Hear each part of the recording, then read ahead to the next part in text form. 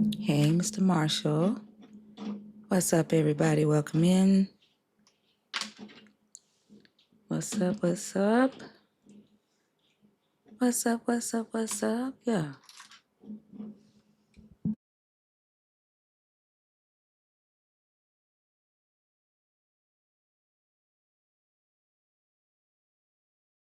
Hey, Venus.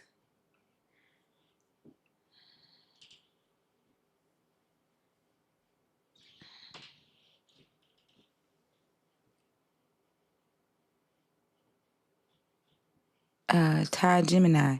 Are you in the request on purpose? Hey, Nelly now. Hey, how you doing? Good. How are you?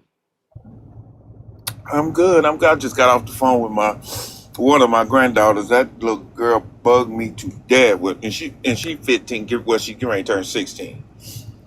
Oh my goodness! Every day, can you DoorDash me some food? Can you DoorDash me some food, girl? You better go in that refrigerator. I mean, that stuff is expensive. $35 a pop. I'm like, mm-mm. Yeah. My Yeah, my grandkids are gone. What's up, Tilton Windmill? Satan was framed. Hello, hello. And Soltis, what's up, y'all? Welcome to the YouTube fam. What's up, TikTok? What's up, Ducky? I saw Venus did marketing today. Venus did marketing. What's up, uh-oh. Evan? Huh? I said, uh-oh. Venus did marketing today. Welcome in, everybody. YouTube, say what's up to TikTok. TikTok, say what's up to YouTube. What's up, Mama Bash? Make sure y'all grab your heart meat as soon as you come in the room. Share the live out, y'all. We had 80 people in the room. Mr. Michaels, are you in the request box on purpose? You are a witness, Sterling. Well, I'm so proud of you, Venus. YouTube is up. I brought the YouTube fam in as soon as I hit go live. We don't make them wait anymore. Mr. Michaels, are you trying to come up on purpose? What's up, Cyber? I haven't seen you in a minute. Hey, relaxing. What's up, just looking?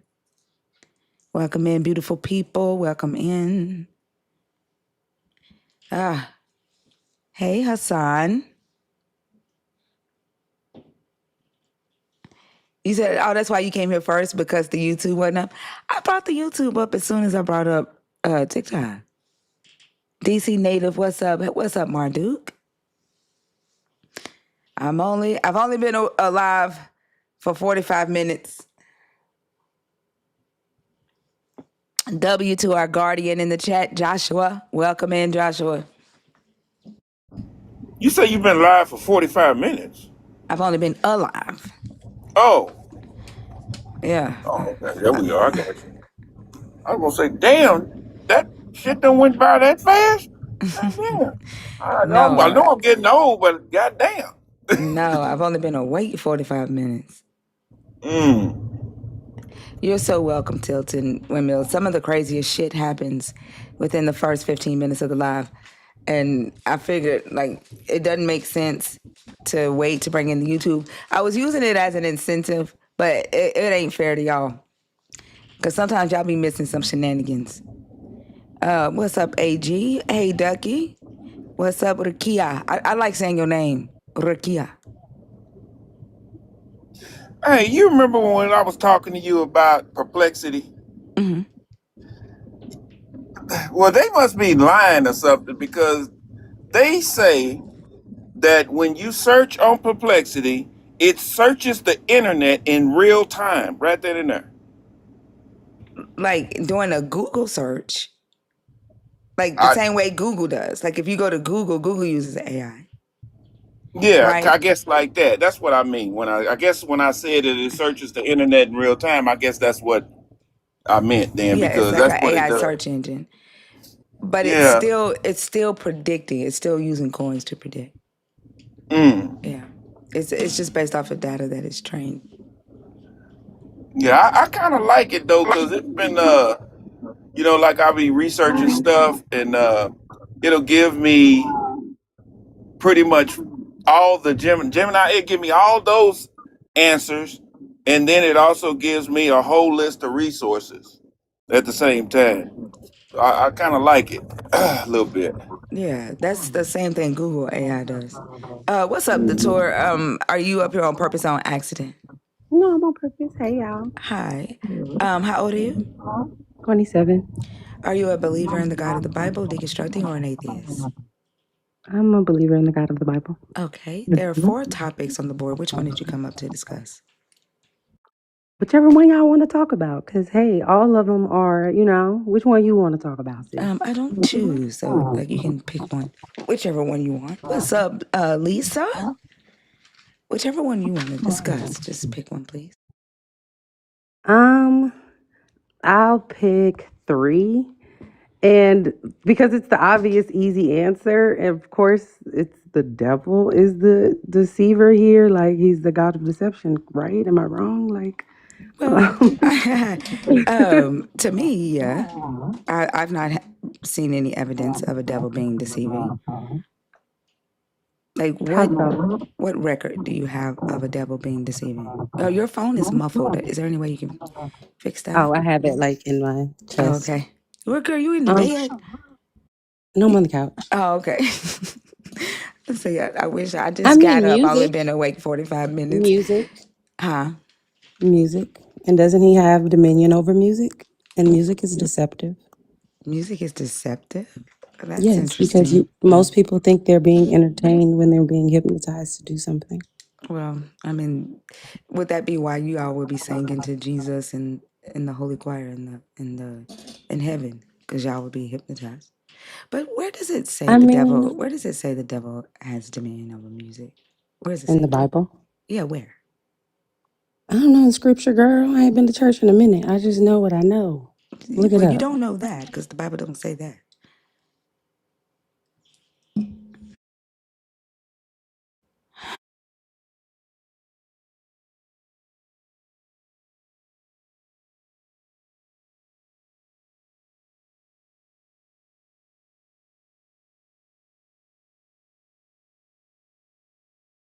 Those devil chords. I guess like when we were singing, I sing because I'm happy. And I sing because I'm free. God's eyes are on the sparrows. I guess we were singing for the devil. And I know, and I know he watches, he watches me. I sing. That is hypnotizing. I sing because I'm happy. That is hypnotizing. I ain't gonna lie. Y'all, my voice is gone. I had a hell of a day today. I sing because I'm free. Okay, I'm back. I stand God's corrected. It doesn't say he has dominion over music, but he was the person that was over music as an angel in heaven. Yeah, where That does it was say his job. that?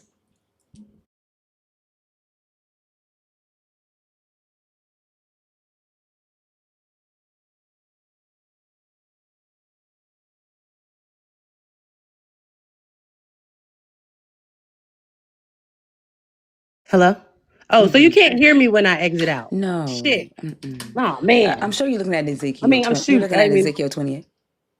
yeah, but look, what I mean is because Satan is reigning over music currently, like for sure. Yeah, but Nevertheless, that's something you believe. I was answering the question of like how it's deceptive because when people are using and tapping into certain energies through music and putting certain people into certain belief systems and trances through the music, because just like the beautiful song you was just singing can make me put me within a love frequency and want me to feel something good, there's also music that can put me in a violent frequency and make me feel something bad. So the people that are necessarily that operate under, Satan, are a lot of them are in the music industry. And yeah, that is one of the ways that he is deceiving people, by making them dance to their own demise. This is conspiracy, right? Like, I get that you feel that way, but that's just an opinion and a belief that you have.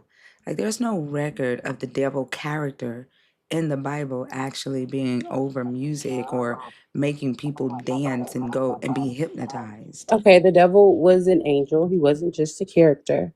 He was a And character. okay, so as an angel, he was a fallen angel.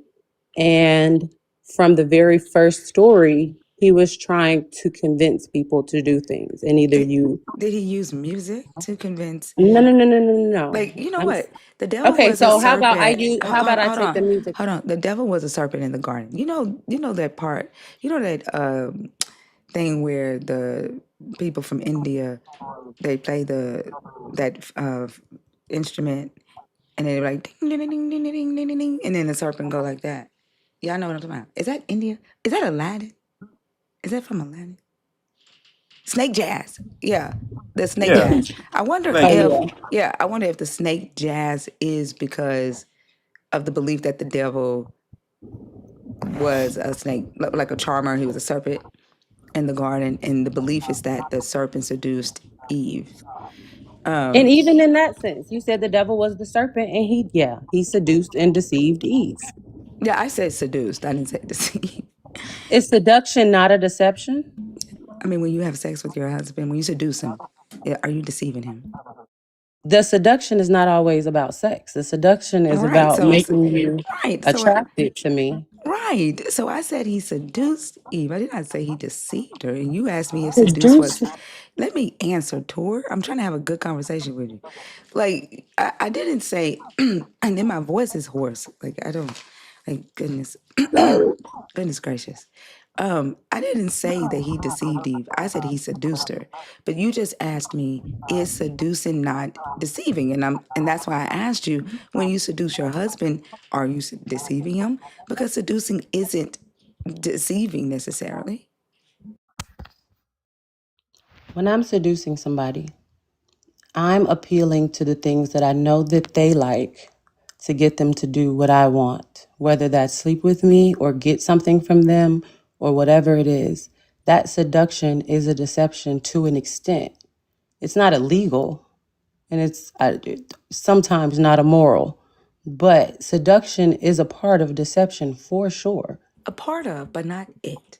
And so I don't think that the devil deceived Eve in that way. I think he seduced her with knowledge, and that knowledge moved her into a place of being able to make a decision that your God otherwise did not want them to make. I don't know that the devil. I think he used inquiry or curiosity, right, to get her to question the command that the God had given, and I think that's what he did. But But that not. was his Let me approach. That finish. was Let me finish, and then you can respond. Now, mhm. this definitely is not Tukes. I can't You know stand I'm Tukes' listening. voice. This ain't Tukes. But so I think that he seduced her with knowledge using curiosity to get her to question the command that the God had given the humans.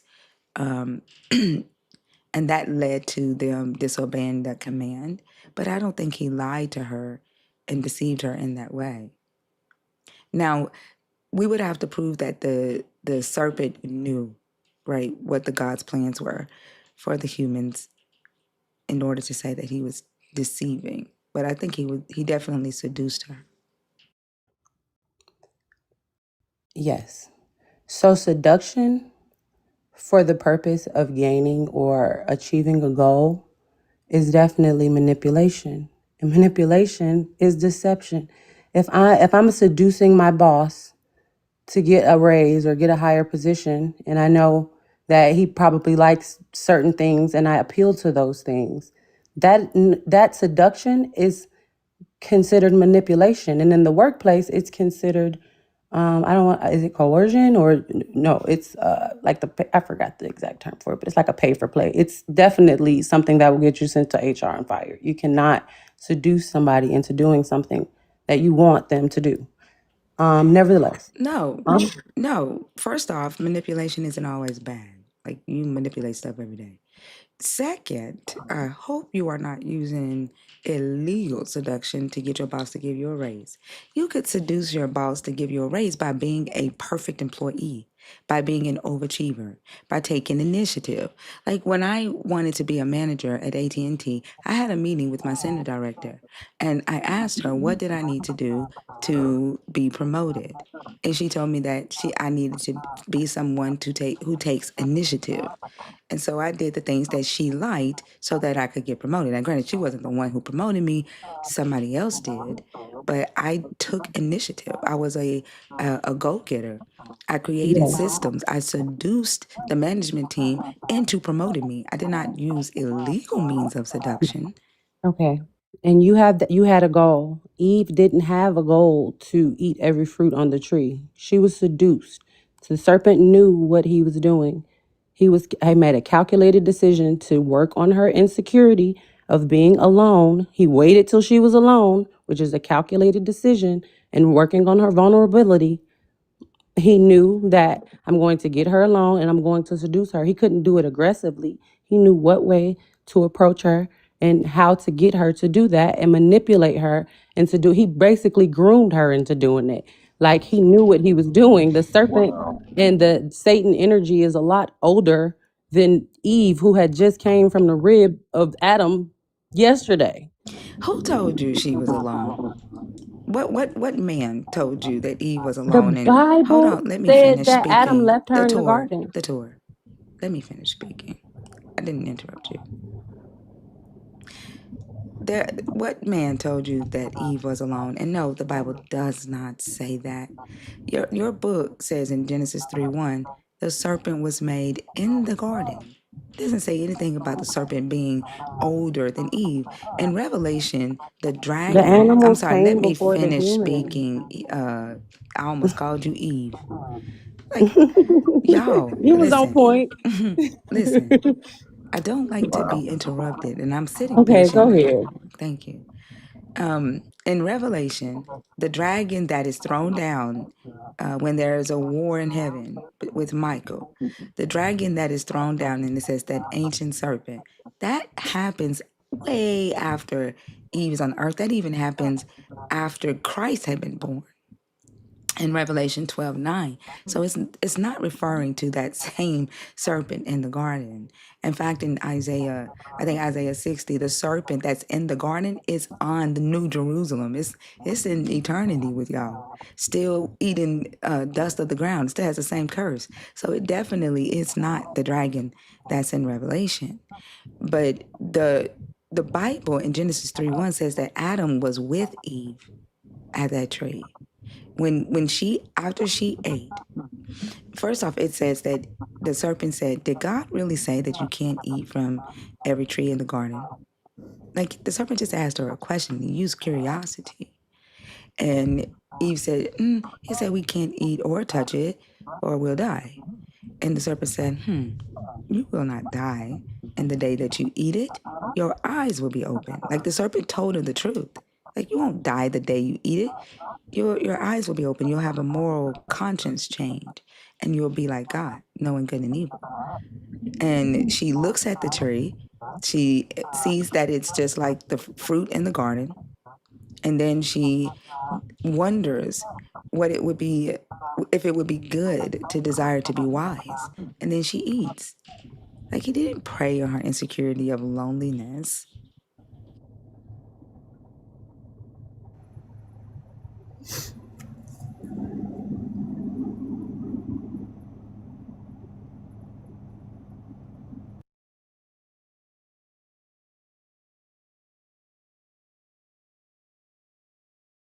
Oh, Lena. The the difference between you and I, Lena, is that you have English and I have Hebrew. That's the difference, Lena.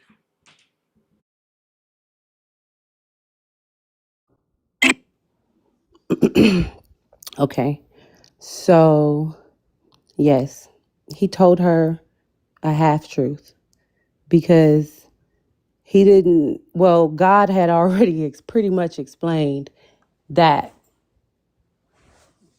wasn't, you're not supposed to eat that fruit or bear, So with that, she was punished. But I'm going to take it away from like Bible stories and bring it into real life. Wait, Anytime somebody has, hold on. Remember that we're talking about the devil being deceiving, and so I can only go by the record that we have, right? So I'm going to turn your head back to the Bible because I can't prove your devil doing anything in what we call objective reality in real life. hmm? Yeah, your devil exists. You're like, I'm gonna go to real life. What we're talking about is whether or not your devil is deceiving, right? And so the Mm-hmm. only record I have of this devil character is in the Bible. So I'm gonna be leaning on evidence and things that I can point to for character, right? Like, Okay, yeah. well, have you ever read the biblical stories outside of the Bible that were removed, outside of the King Yeah, James like Version? the book of Enoch and all that. Like, why would I be talking about that? Because you know that if the devil is a fallen angel and basically an energy entity, that everything is energy. So everything, so to speak, falls under some type of energy frequency, correct? I mean, everything is energy, yes, including you and I, and my desk and my microphone, and even this pen. But that would also include your God. So, Okay, but yes, I'm right, including my God in that but why are we talking about that? Like you pivot. because Hold on, you pivoted away from the Adam and Eve story because you wanted to prove that the devil deceived Eve, right? no, And I wanted to I'm prove sorry, that the I'm devil was sorry, I'm deceived sorry, through music. I'm sorry. Like, But listen, my voice is hoarse. Okay, it's gonna be a while because I've just woke up. It's gonna be a while before my voice gets okay. normal. I don't want to have to, you know, yeah. Um, you pivoted away from the the devil being deceiving, and so she said, she ani. What does deceive mean in Hebrew, Lena? What is the word for deceive in Hebrew that she uses there? And then Lena, what I would like for you to do is go to Ezekiel 14 and tell me if it is the same exact word that your God uses for deceive when he says he deceives. Lena. And Lena, we talked about this. You don't like to do the Hebrew shit with me because you don't read Hebrew, Lena, but I do. And then if you come up on the stage and we go tit for tat with Hebrew, you gonna start whining. Don't do that shit in the chat. You wanted to talk about the devil, the serpent being deceptive, right? Mm-hmm. And prove that the devil deceived Adam and Eve. You wanted to talk about how he played on her insecurity of being alone, but she was not alone, right? The story says that Adam was with her.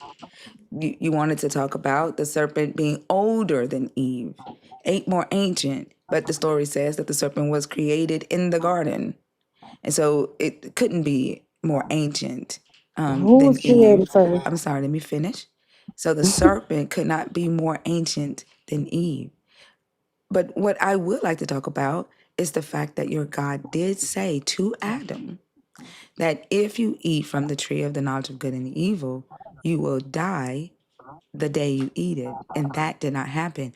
And the death, I know that within Christianity, you all believe that the death was a spiritual death. Is that the same thing that you believe? Because I know it's different throughout different denominations.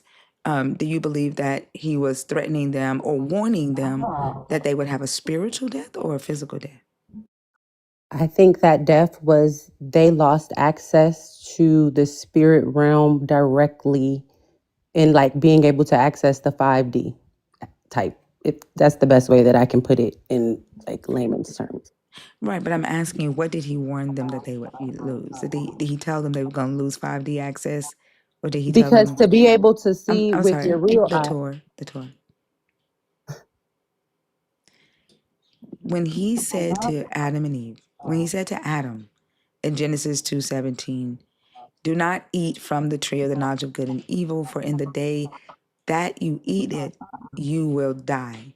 Was he warning them that they would lose access to 5D, or but I'm the asking what? you, I'm can sorry. I ask I'm you sorry. Can something? you Because stop I doing feel that? like you Like just want to go against I think you want everything me that to. I'm I saying. think you want me to like crash out. No, I I want think to. you I do. don't I've understand. asked you Like, politely. I've asked you politely to stop doing that. I've even explained to you that my voice is hoarse. we're just not gonna agree Like, on it okay, tonight. then you might want to get down. You might want to leave. All right. Have a wonderful day. Goodbye. Why are Black female Christians so fucking petty? Why every last one of them that have come on this stage has been petty than a motherfucker. Why are y'all like that? They are. They're uppity, sedity, deceptive, like, and petty. Why? Gossipy. Why are y'all like that? Like, ew.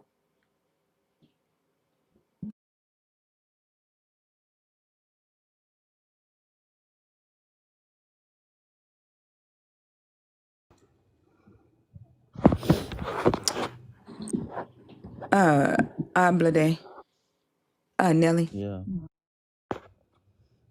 Yeah, I had to reconnect my mic. How do you pronounce your name, sir? Yeah. Abladi. Abladi? Abladi. Abladi. Okay, Abladi. And are you a believer in the God of the Bible? Or are you deconstructing or you're atheist? I think I'm deconstructing, but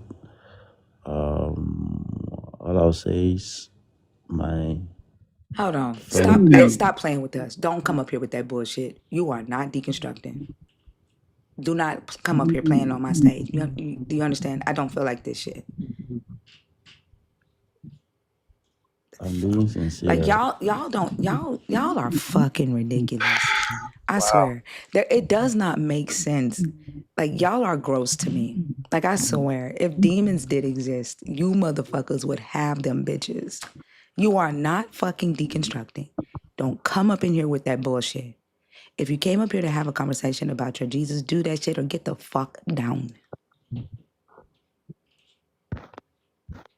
Why are you not sounding? I am telling Can you you. speak up, sir? Can you speak up? Because I can barely hear you.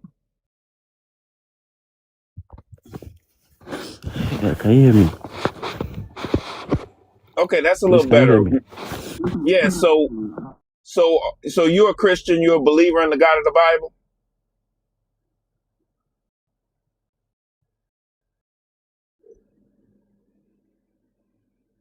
Hello? Are you there? Yeah. Hello, I'm here. Okay, are you a believer in the God of Hello. the Bible? Yeah, I used to, but I'm gradually deconstructing.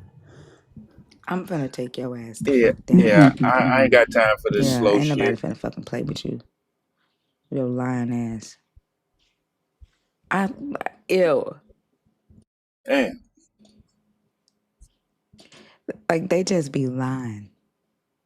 Be coming up here just dragging their voice and man, get out of here with that. Just ridiculous. He talking about, I want to go on the cruise. Motherfucker.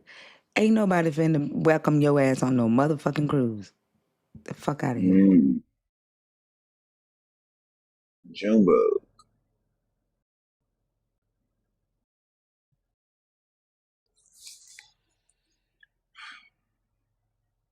They're I not think this one connecting. ain't connect. Yeah. I think Junebug might be a friendly though. Okay, y'all. The guest box is open. if you are a believer, Mr. Michaels, you're in there on purpose. Mr. Michaels, why aren't you a nerd? See, I now am I a got, no, you're not. It said that you don't have a nerd badge. I'm a nerd. Look, uh, What happened to your nerd badge? I never left it. It's still there. See, Look, it ain't showing up for me. Okay. you can see my content. There is there now. Okay. Just a minute ago, it didn't have it. I'm like, what the Yeah. hell? He done unsubscribed. No. I logged out a lot because I noticed it was gone too. So I logged out and logged back in. Oh, okay. Okay. All Because right. I was Well, like, oh no, they finna take my nerd badge from me. it's gonna be so I done sad. worked too hard for that thing. I'm gonna be sad. What's Nah. up, little bug? Okay, so me and my girl was talking. We have a we know somebody who was in a relationship with a woman, and the person they was with decided to leave the relationship to pursue a man, and also because they were the faith had them like guilty about being in the same sex relationship with the woman. So and it kind of broke that person's heart really bad. So anyway, I was trying to tell her like I think that she was asking about the what in the Bible states that, and I told her about the verse about the what is it, Leviticus 18:22. And I was trying to tell that I think it breaks it down that doesn't really say what people say it means, and maybe if you can explain it to her, uh, maybe that'll help. But then I said, but you know what? I don't think there's anything in there about women's same-sex relationship. But so I did a search and stuff like that, and I came across a verse of Romans 1:26. Have you heard of that one before? Yeah, that's the one that I break that one down too. That's the one that's about temple sex rituals and like pagan sex rituals. Like Paul is basically talking to them about them going back to pagan worship and leaving the gospel that he gave them when he first visited them. So he's talking to Jewish converts to Christianity and Gentile converts who are going back to paganism. Okay, so it's not directly like so. I was concerned about, not say concerned, but like I was if Christians try to use that also as a Oh, they verse do. to They kind try of to use it. That's the one they go to all the time now. really, because I haven't heard that one before. Because that was the only one that I seen that referenced woman same sex relationship. Because I Yeah, thought there wasn't any. So that I found that one. I was like, okay, well, I need that. That one broke down too, because I'm pretty sure it means something. yeah. We can What go it through it means. right now if you want to. Yes, please. I found Okay. mine. All right. So so the tactic that I use here when I'm explaining it to believers, because what they'll do is they'll go straight to 126. Hmm. They might start at 124, but they go to 126.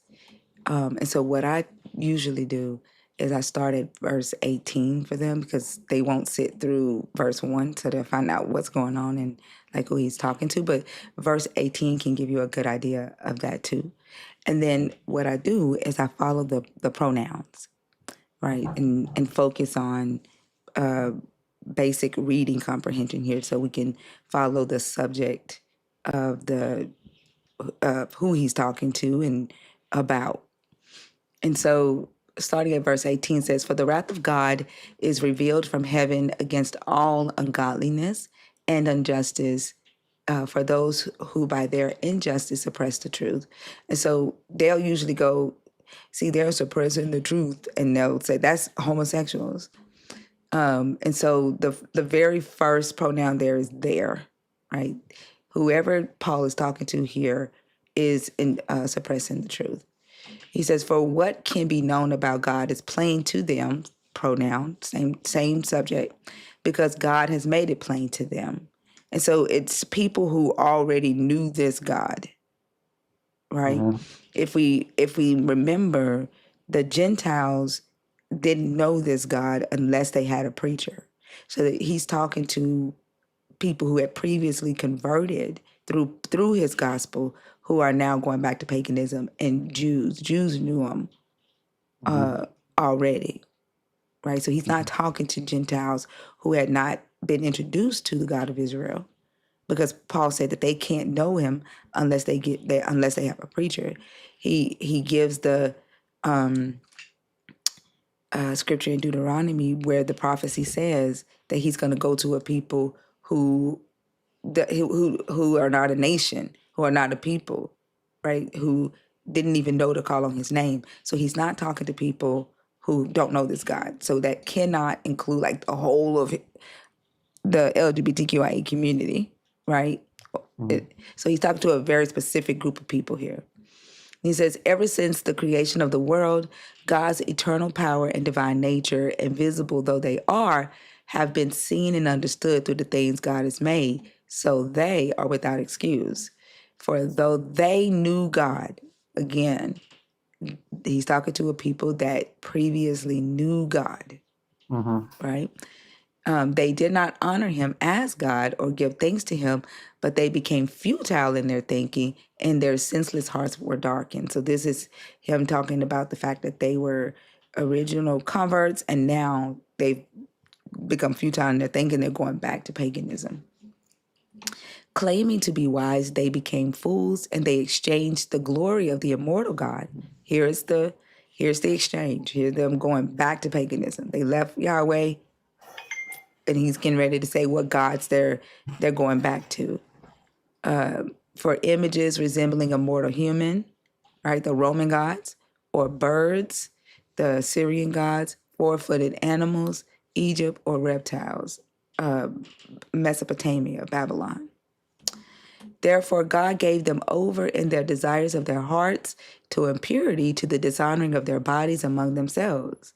He's still talking about the same pronoun, right? Therefore, God gave them, the them would be who he's talking about in verse 22. The people claiming to be wise who exchanged the glory, leaving Jesus, going back to these types of gods, the pagan gods. And when he's talking about them, the God giving them up to the desires of their hearts, to impurity, dishonoring of their bodies, that he's speaking about the rituals in the pagan shrines. Like we were talking yesterday about Priapus, like Google Priapus in Rome. Priapus was a fertility deity who had a big dick. And the women would have sex in front of Priapus in hopes that it would increase their fertility.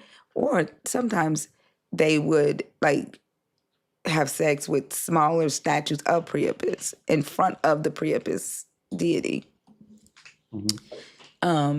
They exchanged the truth about God for a lie and worshiped and served the creature rather than the creator, who is blessed forever. Amen.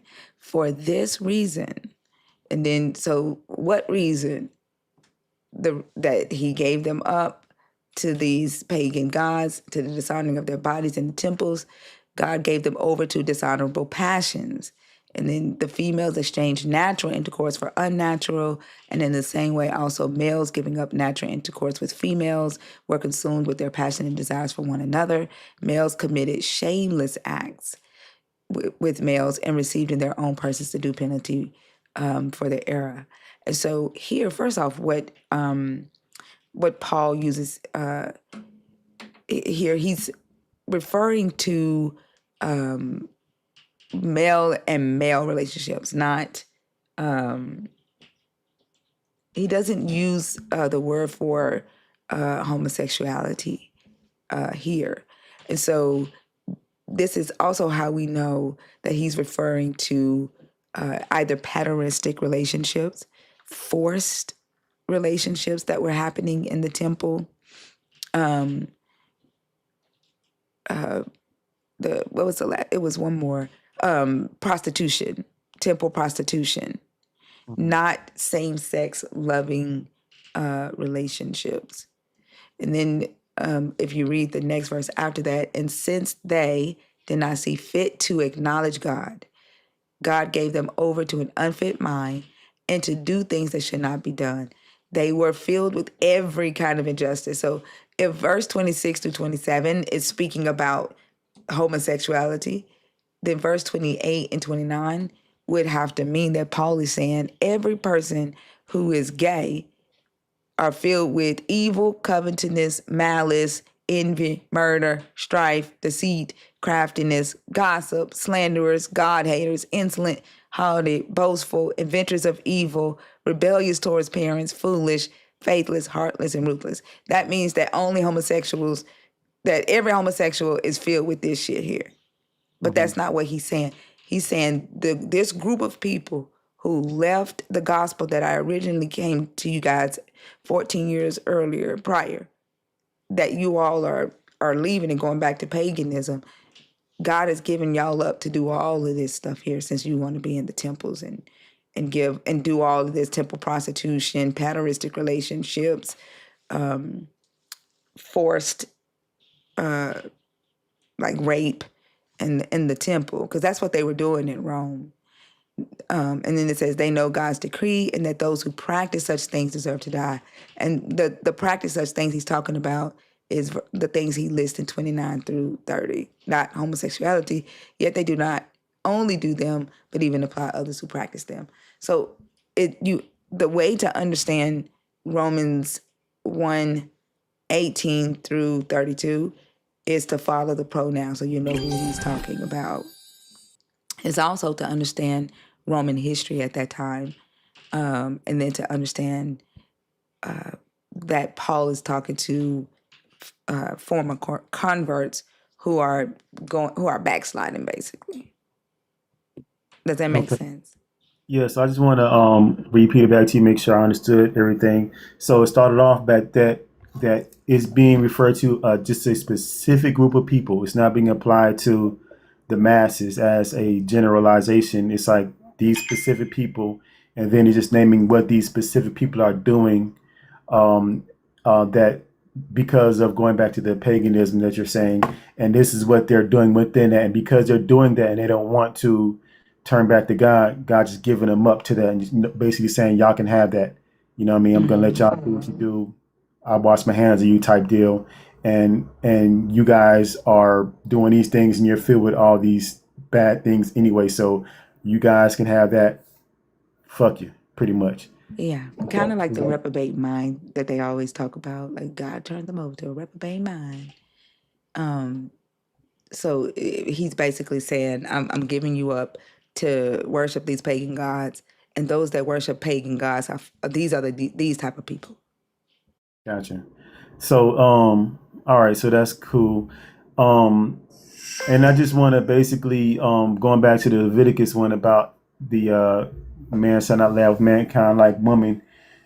And so the way you break that down, just to kind of quickly say that from what we understand, there is not a fully 100% consensus on what that means, but like we're most of it kind of points to that it really means that like in Roman times, a higher status man can't be basically can't be the bottom in a relationship when it comes to like a male sex slave, and the higher status man, he has to be the dominant figure in that thing, and that's kind of what they mean. Am I kind of? So there's no consensus on what that scripture is actually referring to. So some scholars, which I lean towards this group of scholars, who think that is referring to incest, male on male incest within the Israelite camp only. So not outside. So if they were to sleep with a male outside of the Israelite camp, there's no prohibition for outside the camp. But within the camp, you cannot sleep with a male relative. That's what I think it's saying, and that's what some scholars like Bruce Wells also thinks that it's saying. And Hilary Lipka also think that it's saying that. There are some scholars who lean towards what the culture was at that time, that if you were a high status male, you could not take the position of a woman, because a woman was the lowest in society, and so it was considered dishonorable for a high status male to put himself in the position of a woman and lay on her bed in that way and be penetrated. So they could be the penetrator. They just couldn't get penetrated. And then you have some who do believe that it's talking about, male, like any male. So there's not a consensus on what that scripture is actually referring to. So, and one last question. Based on the Greek, as you broke it down, what did you say that means? Like if it was translated word for word in Greek, For Romans or the Leviticus one. arsenokoitai? In the Leviticus one, it says, male do not lie on the beds of a woman, it is impure. Like it says exactly what it says in Hebrew in the Greek Septuagint. I'm going to say Hebrew. I'm sorry about that. Oh, in the Hebrew, it says, "And male do not lie down on the beds of a woman; it is impure." Or you can read it as, "And male do not lie down the lying downs of a woman; it is impure." But the word there for that is often translated to "as one lies with." That word in Hebrew is mishkaveh. And it's missing the comparative construct that was translated to "as one," like the "as" or "like." It does not have the comparative construct, the participle key in the text. So, like, if it actually read, "Do not lie down with the woman with the male as one lies with the woman," it would have said "ki mishchaveh," and it doesn't. So it is a forced translation. So the scribes or the translators were basically trying to figure out what this author was really trying to say, and they forced that translation to compare it with how you lay down with a woman. There's a spider on my wall. Give me just a second.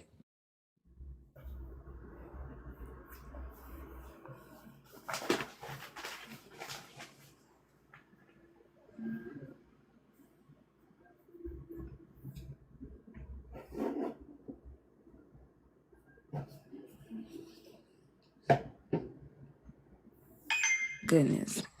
Okay. Grandkids running in and out of the house. Okay.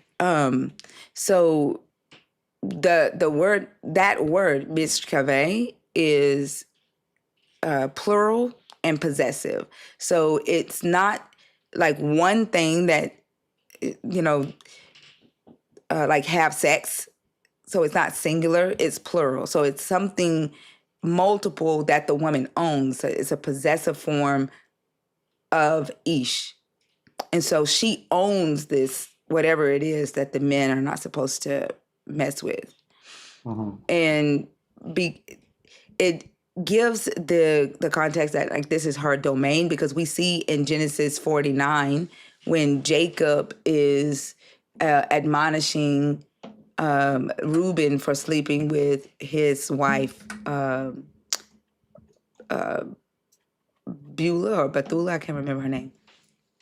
And he says, you went unstable as water, you shall no longer excel, because you went up unto your father's bed, then you defiled it, you went up unto my couch. If we go to the Hebrew, he uses mishchaveh there to say that, hey, you stepped into my domain. Let me go to it. He says, alita mishkaveh avecha. So he uses mishkaveh when he's talking to Reuben. He's like, you went into my domain. You slept on your father's bed, right? Like Beulah was his sexual domain. And so if we look at that context and apply it to Leviticus 18, mishkaveh is referring to the domain that belongs to the woman. Well, and it only has, in the Hebrew, it only says male one time in Leviticus 18. The way they translate it, "in male do not lie with male," right? But if we look at Leviticus 18:22, the word for male there is zachar, and it just says va'et zachar lo tishkab. It doesn't say va'et zachar and male do not tishkav mishkave zachar. Like it doesn't say zachar twice. Does that make sense? Yeah. Yeah. So we know that because it's in plural form and because it's in possessive form and it's the pointing to the noun ish, the woman, it's the domain that the woman owns. It's something she owns. Either she owns her bed or her relative relationships, right? Her male kinship. And so it makes sense that Leviticus 18:22 would be the opposite of don't lie with the male relatives that belong to the female Israelites, because every verse before that is speaking to male Israelites and giving a prohibition against sleeping with the female relatives of male Israelites. Does that make sense? Yeah. Yeah. But there are a lot of Christian scholars who don't want to accept that reading. Cool. So, okay. So contrast that with the other verse in Leviticus 20:13, where it kind of says that, but gives the penalty of being put to death or something like that. It's Does the it use the same. same verse? It's the same. The only difference there, 2013 is the penal code. Like 2018 is the law, the criminal law. It's stating the law. 2013 is the penal code. It's the punishment. Okay. So, but it's the same. It reads, Va'et, 2013, Va'et asher yishkav et zachar mishkave isha to'ava asu shanachem mut umatu dama, damehem bam. And that's the blood guilt. So it's just the penal code, like just basically saying that don't sleep with the whatever belongs to this female Israelite. It is impure. Both of you will incur a blood guilt, is what it says. Both shall die and incur a blood guilt, is what it says. It says mut yamatu.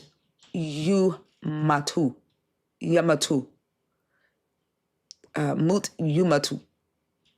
So yeah, that's all it's doing. It's just the penal code. Okay, so I appreciate the breakdown. That really helps.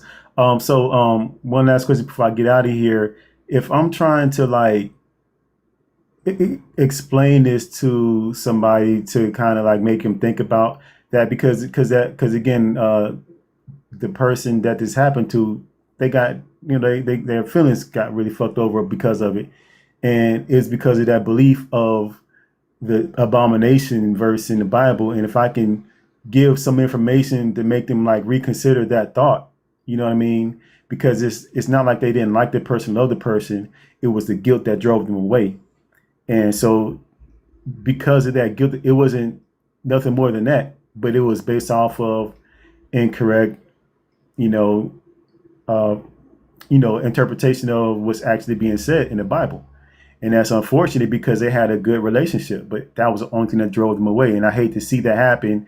And then the person that got left behind got, mentally didn't take it well. You know what I'm saying? So I'm basically saying, is there a way that I can kind of summarize that to quickly maybe put that in there in front of them to think about before, to maybe, I know they're not probably going to get it right away, but maybe get their brain going, like maybe it's not really what I thought it was. It's not a quote unquote abomination as the Bible says it is. So there is a video. First off, tell them to stop calling me a spider killer in the chat. Like y'all are tripping. Spiders will kill you. Thank you. You don't know. It's all spiders here. It's no spiders. So Goodness gracious. They finna fill the damn Discord up with fucking t-shirts and news clippings and everything. Like, what did y'all expect me to do? Right. Like, you don't need to put it. No, Maddie. No, ma'am. Not tonight. Wait till tomorrow. There is a video on my page. No, Maddie, I'm not you. Where I break down Leviticus 18 and Leviticus 20:13, and I break down the word mishkaveh. I even compare it to Judges 14, where it compares how Samson tore apart a goat the way you would tore apart a lion the way you would tear apart a goat. mm-hmm. And it uses the comparative construct there for as one, and in the English it translates it as one would tear apart a goat, and it uses ki shasa, and that's how you know, like, if it's going to compare something, you would see that participle there, and so I break that down in the video as well. I don't have a video where I've broken down Romans 1. I mean, I've done it several times on YouTube, but my YouTubes are not titled well because I just go live. But I've done it several times on YouTube, but there is a video on my page that's going, the Sodom and I also broke down Sodom and Gomorrah. That one's going quite viral right now. But if you find the Sodom and Gomorrah one, then you can click the comment on the Sodom and Gomorrah one, and it'll take you to the breakdown, the Hebrew breakdown of the Leviticus one, and maybe she can watch that video. But what I will say is, a lot of times it's not really what's in the Bible. It's what the community is gonna think, because like you could show them this, and they'll go, I don't know, because my pastor said or my mama said. Like, they really are worried about whether the community will accept that, and whether their mind or whether they can learn new information and change and see it differently. Yeah, that's true. That's true.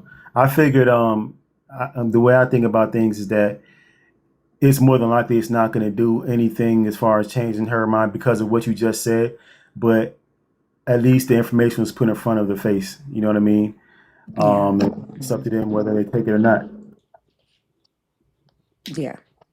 Like, it's unfortunate that a forced translation has so much hatred in the world, and people who are choosing, like, a lot of times people just outright choose to be bigoted towards the LGBTQI community because they either are misogynistic and they think that, men shouldn't be having sex with men, and they don't really care, if a woman does it.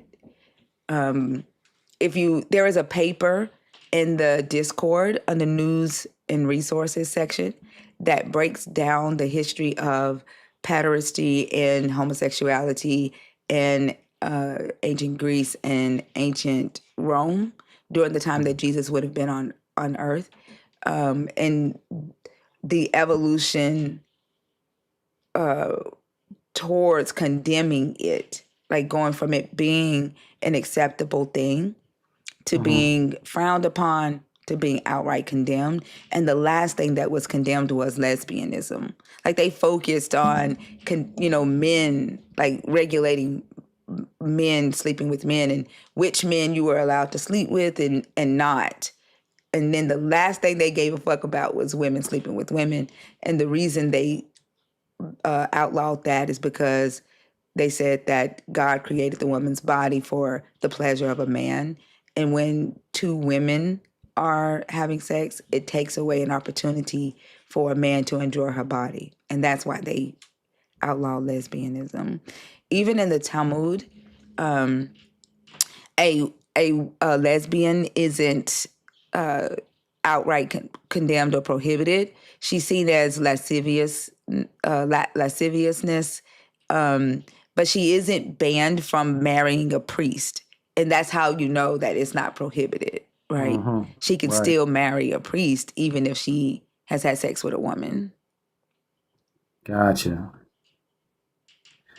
Well, damn, I appreciate that, man. Hell yeah, that definitely helped. So I definitely will dig more into this, but you definitely gave me some things to kind of like uh try to put together. It just really hurt my spirit to hear that story. About that person that mean they had a really good relationship, and because of this belief they left it. And it's just like it's just unfortunate. And I mean, how many people that has been done to that experienced that left loving good relationships because of a belief, you know what I mean, that isn't even true in the first place. So, Yeah. And like there, for example, there's somebody in the chat saying that I'm making things up, although I've given references for where I get my information, although I'm appealing to the original language. And they just reject knowledge so that they can hold on to their previous belief about a thing. And you may encounter that. And it's people like that that's gonna influence her to reject it, because she's gonna worry more about what people like Daniel think. Like they don't really care what's true. They care about their, what they believe. That has more weight than facts to them. yeah, because I like what you said earlier about I feel like that the Bible verses aren't really meant, or they're more used as a tool for people who have this hatred to have an excuse to be mean or be hateful or like that to other people. It's not because they're following it because God said. It's because, oh, here's a little verse I can use, and that gives me excuse to spew my hatred that I already had. You know what I mean? It's like used as Mm-hmm. a tool in a sense. You know what I mean? And that's how I see it, because even though it has that misconstrued, misinterpretation in the Bible, but it's not prevalent in the Bible. And there's a lot of other things that in the Bible that are said to be bad, that could be considered evil and considered to be like, if you do these things, you're not righteous and whatnot. But you don't see them going after those people the same way they go after people who have loving relationships with the same sex. So why are you so focused on that? So that's why I feel like it's just a tool they use. They already felt that way before the faith, and they now got the faith to kind of back up their hatred, and they use it to go hard on people, and that's just their excuse.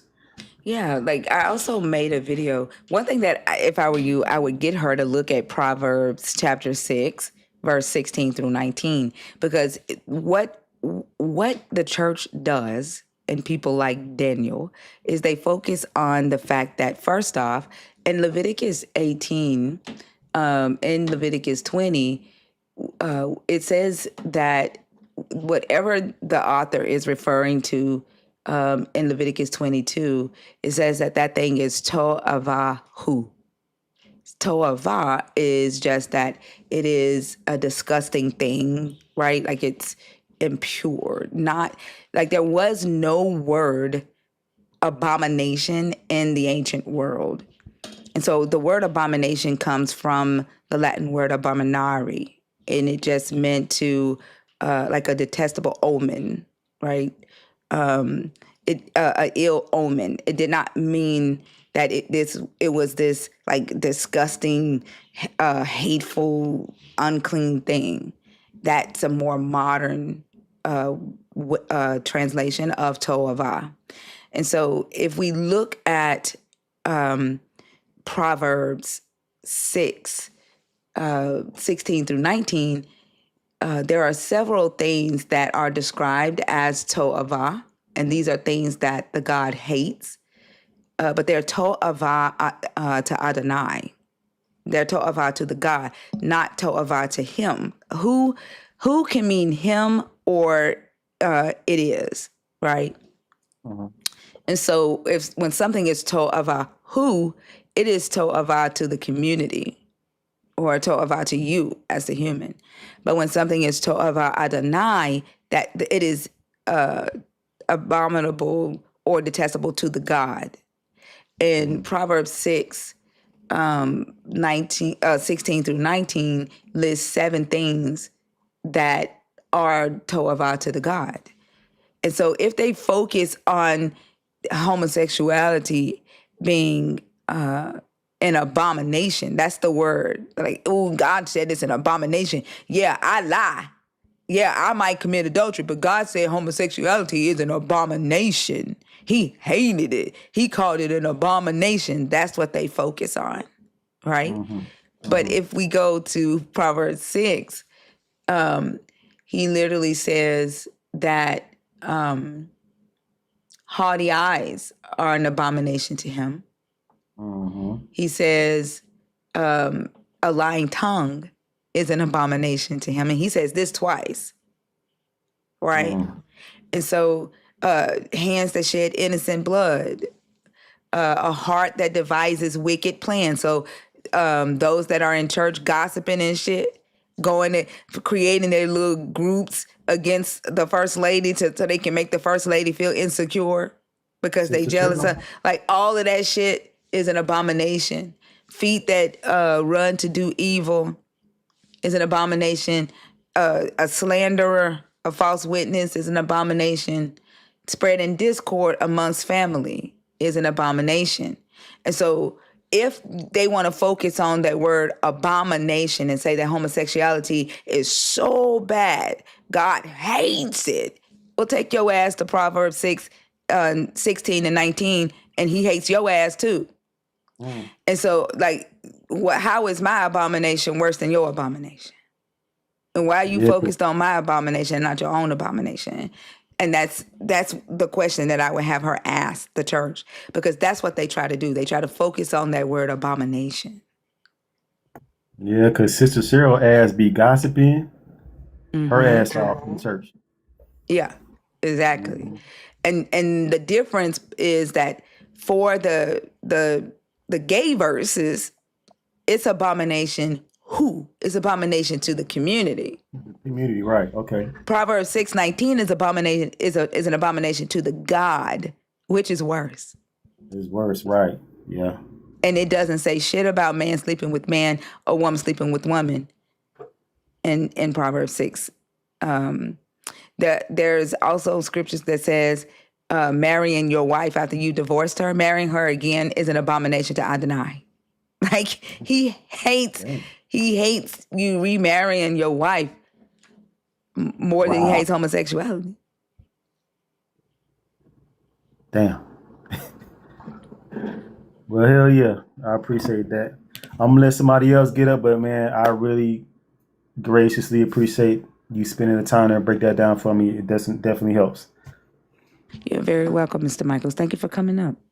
All right, I'll holler at y'all. All right, have a good one. Bye bye. All right, man.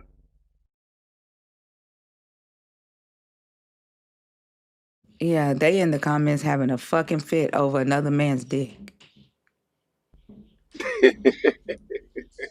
I think it messes with their masculinity. If another man sticks his dick in another man's ass, then they can't be a man. It messes up masculinity for the whole entirety of manhood. Malik,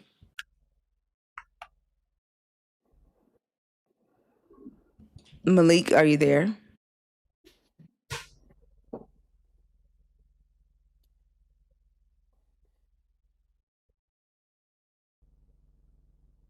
Atalia Fair. Are you in the box on purpose? BC Squats, are you in the request on purpose? All right, y'all. The guest box is open if you are a believer in the God of the Bible. Daniel, I would love for you to come up here and prove to everybody that I'm just making shit up. Absolutely. Like, I hate when they just say the shit in the chat. Like, come in and prove that I made up everything that I just said.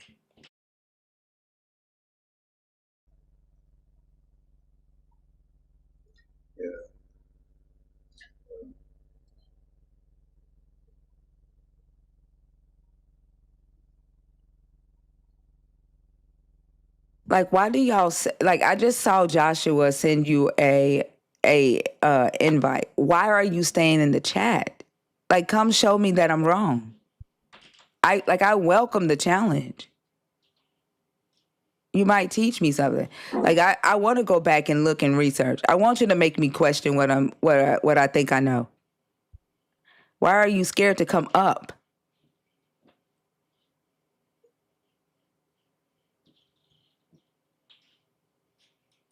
Because he's gonna come up here with what he believes.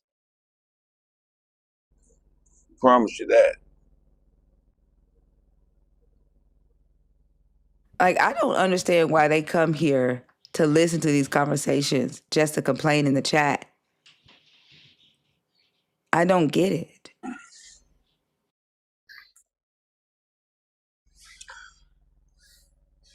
No, well, I kind of get it. I mean, it's because of the belief. I mean, it's because what they believe it so strongly that it offends them. It you know, you're messing with their made up reality. That's what it is, which is very offensive to a believer. I mean, but they don't come up to, like, they just sit here to listen to it and complain Yeah, about it. that's it. Oh, no, they're not going to come up. Most of them will not come up because they know they can't back it up. It's just weird. In a place where, you're asking to be challenged, they won't challenge it. Like, it's just weird to me. Like, honestly, it does reek of fear. Of course, of course.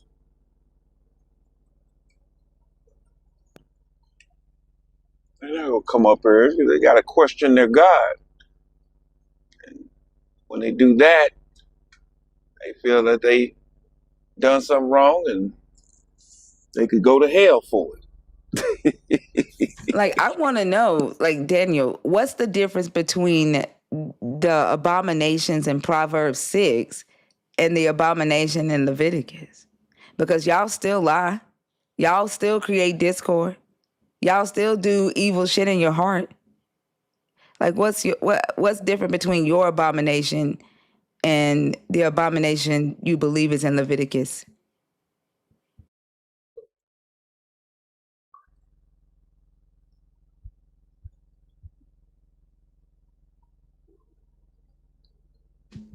Y'all, Daniel ain't gonna come up here, so don't wait on him.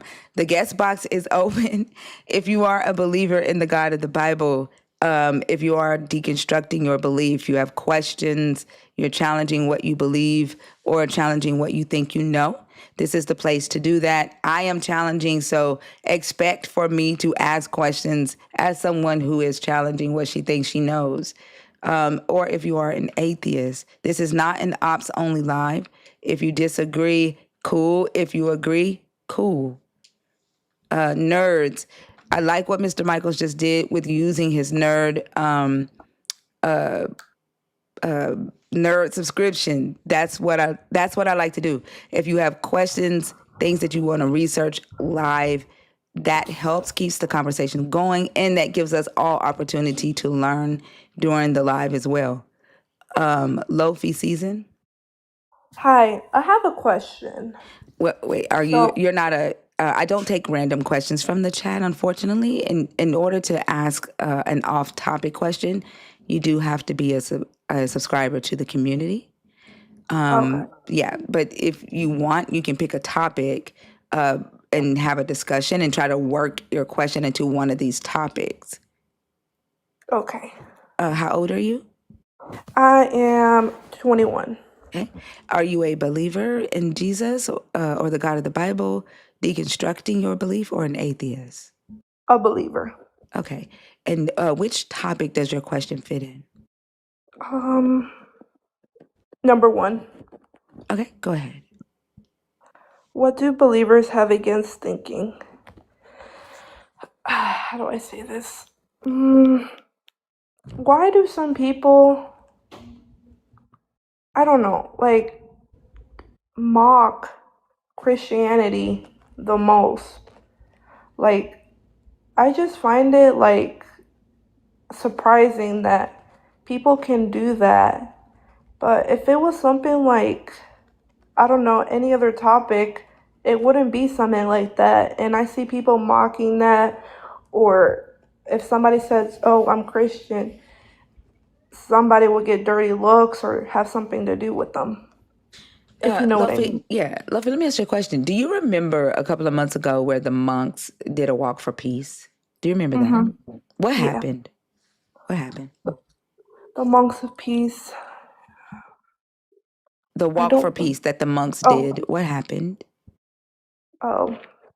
Everybody was just like, not everybody, but they were walking and people were just like saying names. What people? What kind of people? What did they identify as? I think it was atheist, or I did saw some LGBTQ people there. I'm not trying to catcall them or like say like, oh, it's them. I'm just saying it was like a mix of parties. Well, that isn't true. What happened is that Christians, evangelical Christians, started protesting that walk for peace and interrupted it to the point to where monks had to run for their lives. There were no atheists out there messing with them monks. I don't know why you made that up. Well, yes, I do. There were that exactly. Like, y'all are liars. And this would be why people mock your religion. Because y'all are liars. And you know you are liars.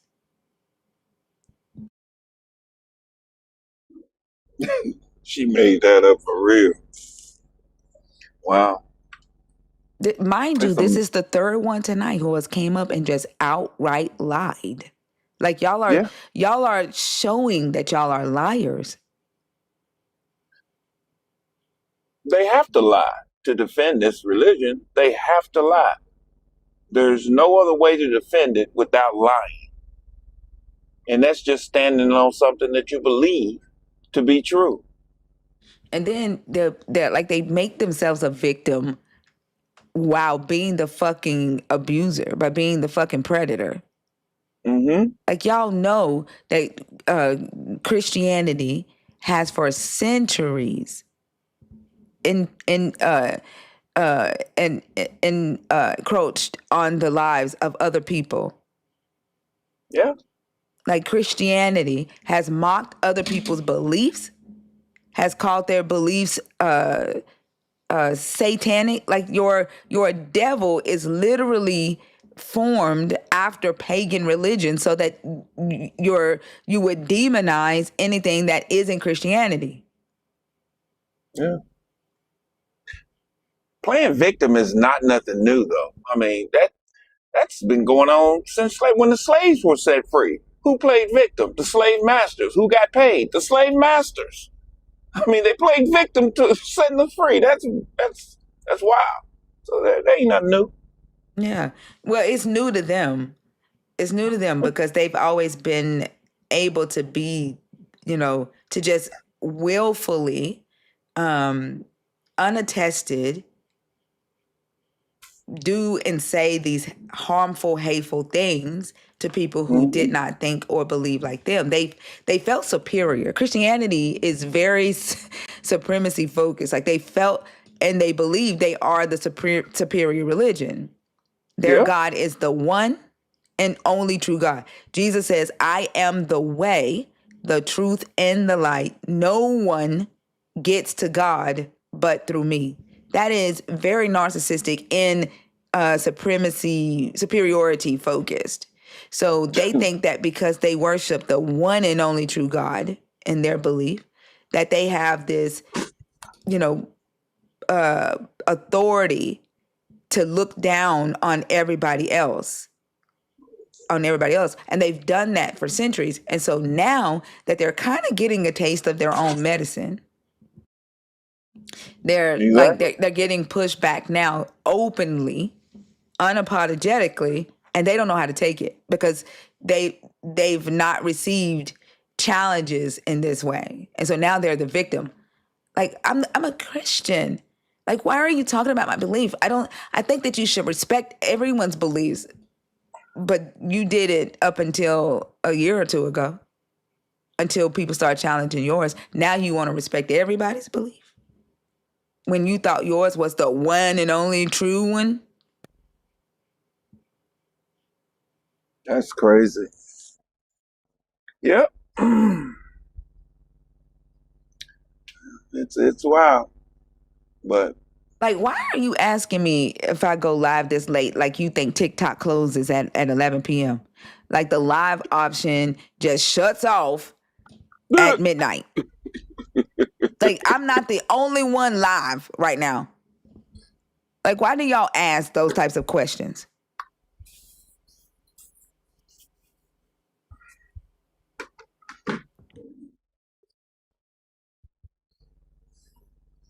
Yeah, TikTok curfew. But mind you, the motherfucker is in a TikTok live. And you go live this late. Like, what? Why are you in a TikTok live this late? exactly.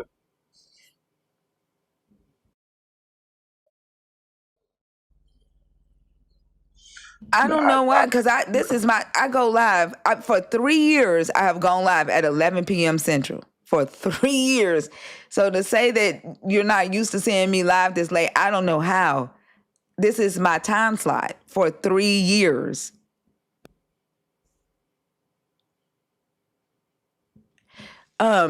TikTok set the price. So I'm not sure. I think it is I think it's $9.99. I don't set the price. TikTok does. Oh, Talking about I didn't know if subscription. you was trying to be funny or what. I didn't know if you was one of those get a job thinker. That you live you do TikTok live, so you must be unemployed. Like, I didn't know if you was one of those. But yeah, I go live. Maddie, what are you doing in the request? Uh-oh. I don't know what the fuck Maddie think this is, but this ain't the Maddie live. And like, I don't know. I don't know what Maddie think this is. Onila, Oneila. Is it Oneila, Onila? Oh, okay, Maddie. I'm gonna take over your show tomorrow night. Just watch. Oneila.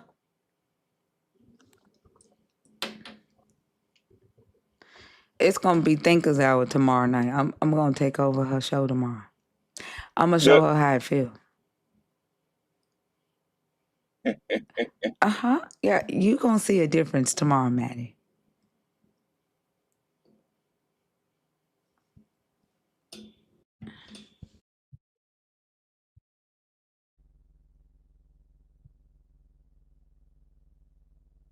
All right, y'all. That's okay. How do I pronounce your name? Is it Onila? Or is it Oneila?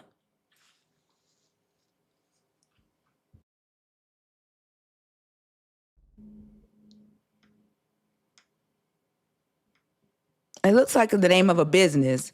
So I just want to make sure I say it right.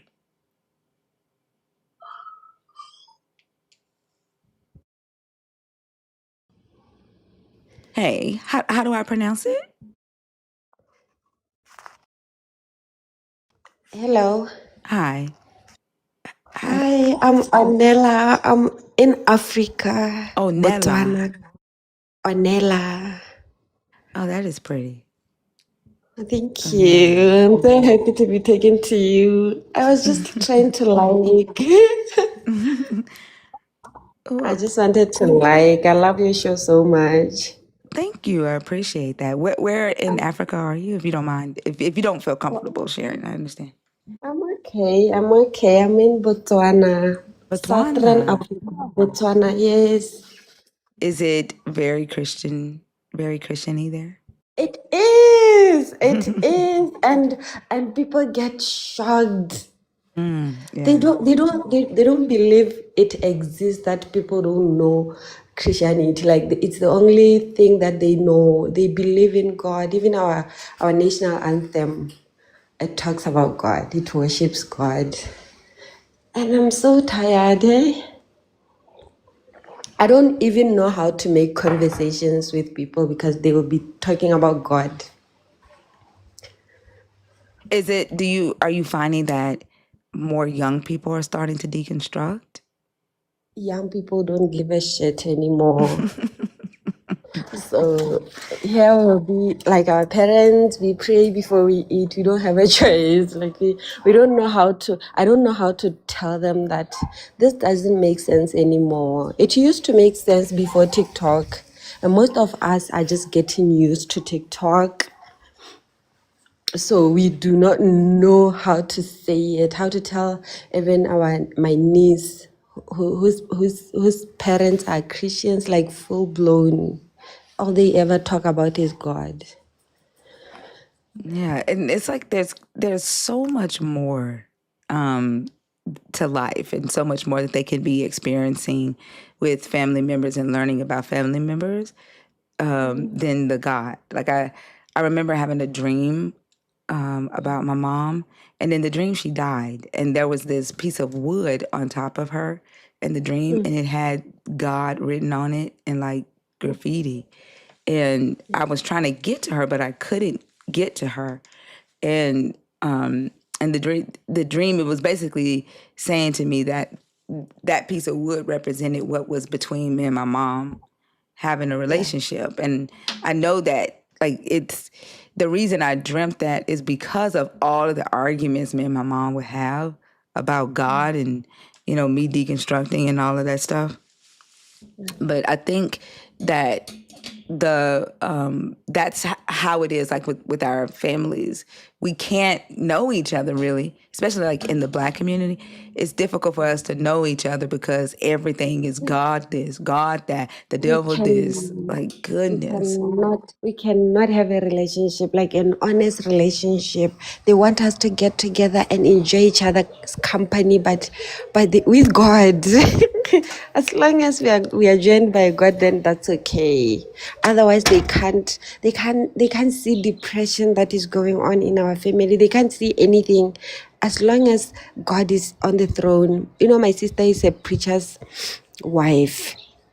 Oh, She totally believes in Christianity to a point where she feels like we at least God, we should always believe in God, as long as like we don't know, we are not certain what's on the other side. At least if we find ourselves in the safe, would rather have like believed in God than not have. I don't know if you get it. 'Cause like it's I'll be speaking Setswana in between the lines. But what I'm saying is we would rather be safe and be saved yeah, rather that's than the Pascal's not. wager. It's like fire insurance. Yeah, they believe that at least. God, they're so hopeless. I saw my mother. Unfortunately, she died. I saw them praying for my mother, and I wouldn't pray. I would just be there like with them, not causing any problems because we were going through a hard time when our mother was bedridden in the hospital. They prayed and worshipped and said, we don't ask God questions. They worship, they're humble, they're quiet, they're noble, they're sad. And I believe it's not my thing anymore. I don't like it anymore. I don't like not asking questions. Yeah. Just that I don't have enough confidence. I don't know how to put weight because people get shocked. Like I own a beauty nail business. I would just pick a mind, and every one of my clients, they pray for me. When I told them I lost my mother, they'll be praying for me. I can't say no, don't pray for me. I'm okay. I'm good. I just comply and just be there so that I do not know how to go about it, honestly. I don't know how to really tell them this shit doesn't make sense. It doesn't work. Like, it's not working. We've watched people die in our hands and God couldn't come through. He only come through at church. Yeah, or in the Bible. in And the then you're Bible supposed to and make checking excuses for why stories. he didn't come through. Yeah, and you have to say we don't question God. He's God. He's King. He's the King of all kings. We worship. We don't question.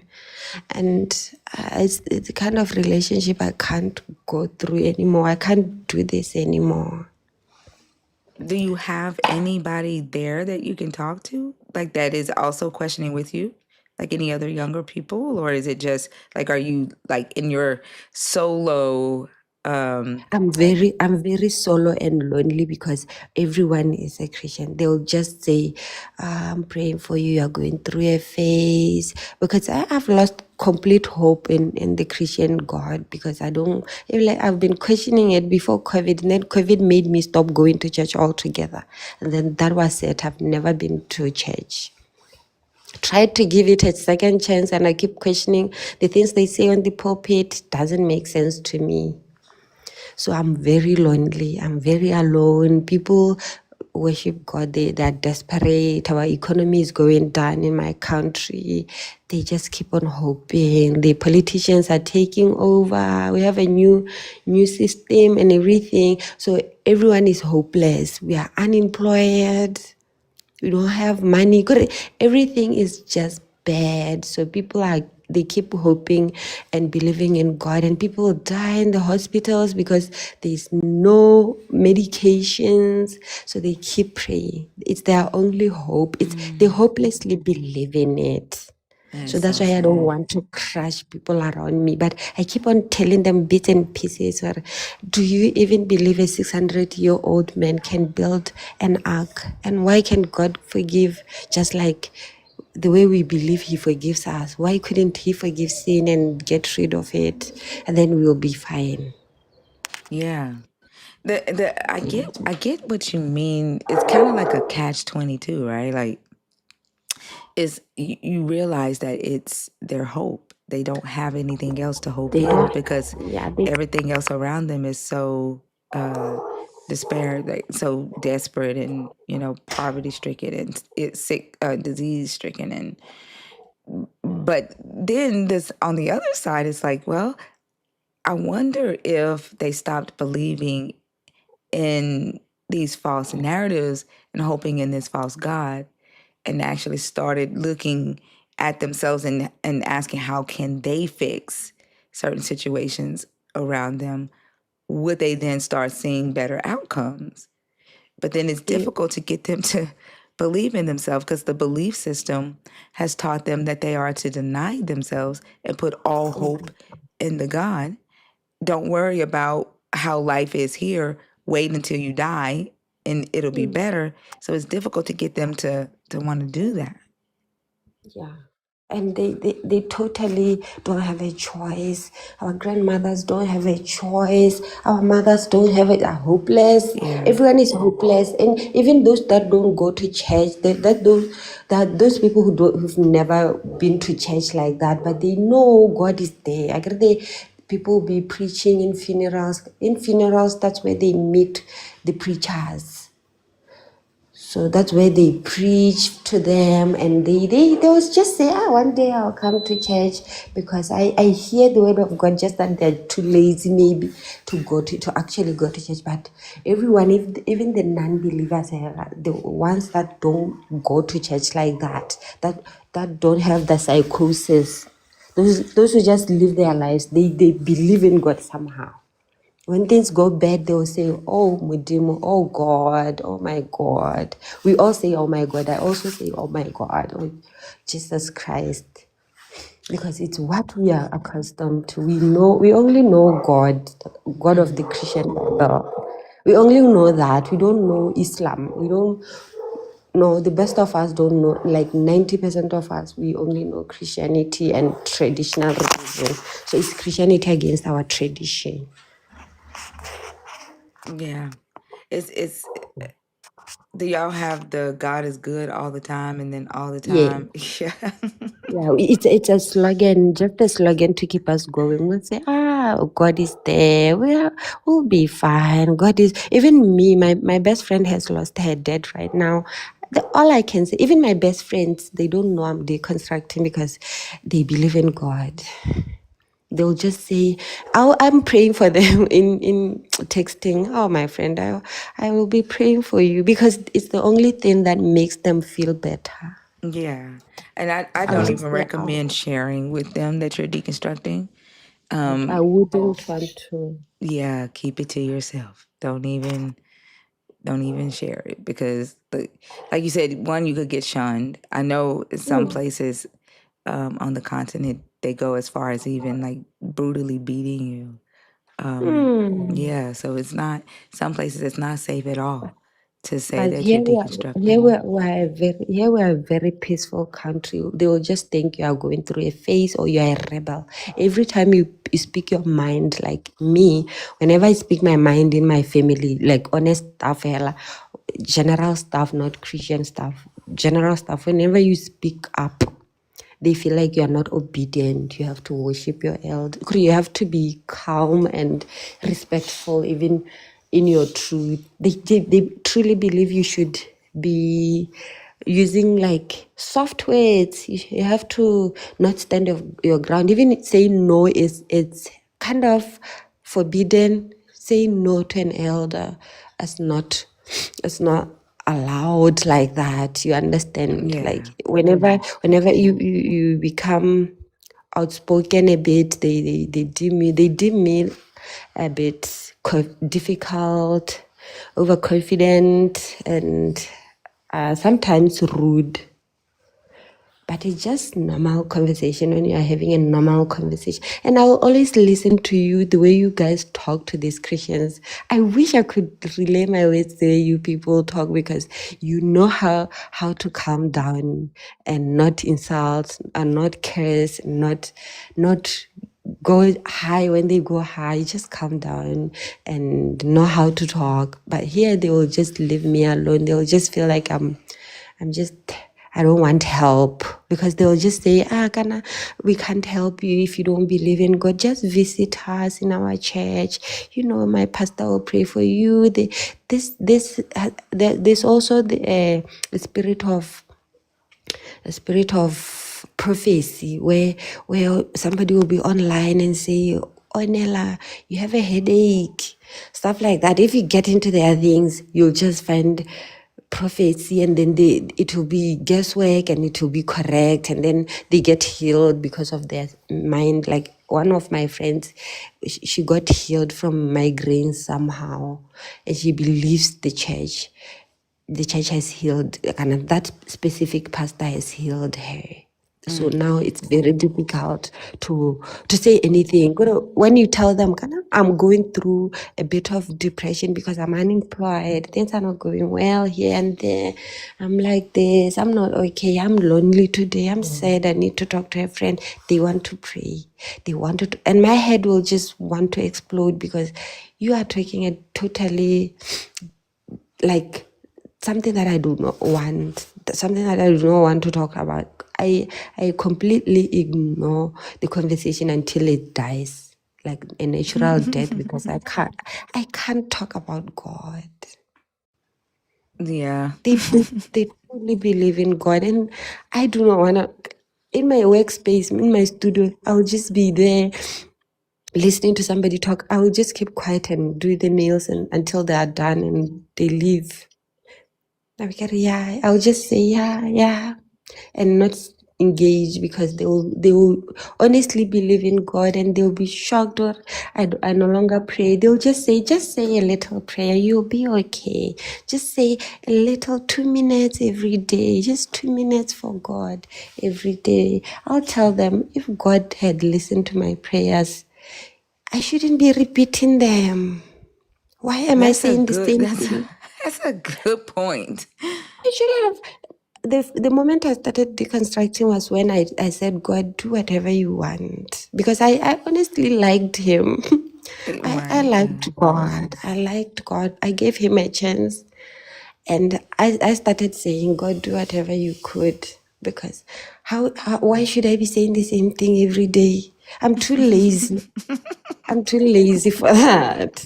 That's the only thing that helped me deconstruct. I'm not a hard worker, especially when I don't believe or I question a lot. So a lot of things, they don't make sense. If something doesn't make sense, it doesn't work for me. I lay low, I stay back, I run, I stay away from that. So church didn't make sense for a very long time. About 20 years ago, I've been questioning why am I doing this? Like, why am I worshiping, raising my hands, weird stuff? I've always thought it's weird. So God should do whatever God wants. I think For now, that's a good point. Like, why are we having to repeat our prayers? Like, if I said it once, did he forget? Like, why am I having to say it again the next day? Yeah. And if he yeah, is God, I think that was a good position that you took, right? And yeah. and the most safest one for you to take, for your community is, hey, if you are God, just do whatever you want, and I'm gonna Yeah, live my that's what life, I and you do said. you. Yeah, the God should do God. And people of God should do whatever they want because, my sister, I'm so tired. I'm a tired girl. I can't do this. God, I have a lot on my plate. I'm dealing with a lot. I'm trying to get my finances right. And somebody wants me to be praying as well, waking up at 3 a.m.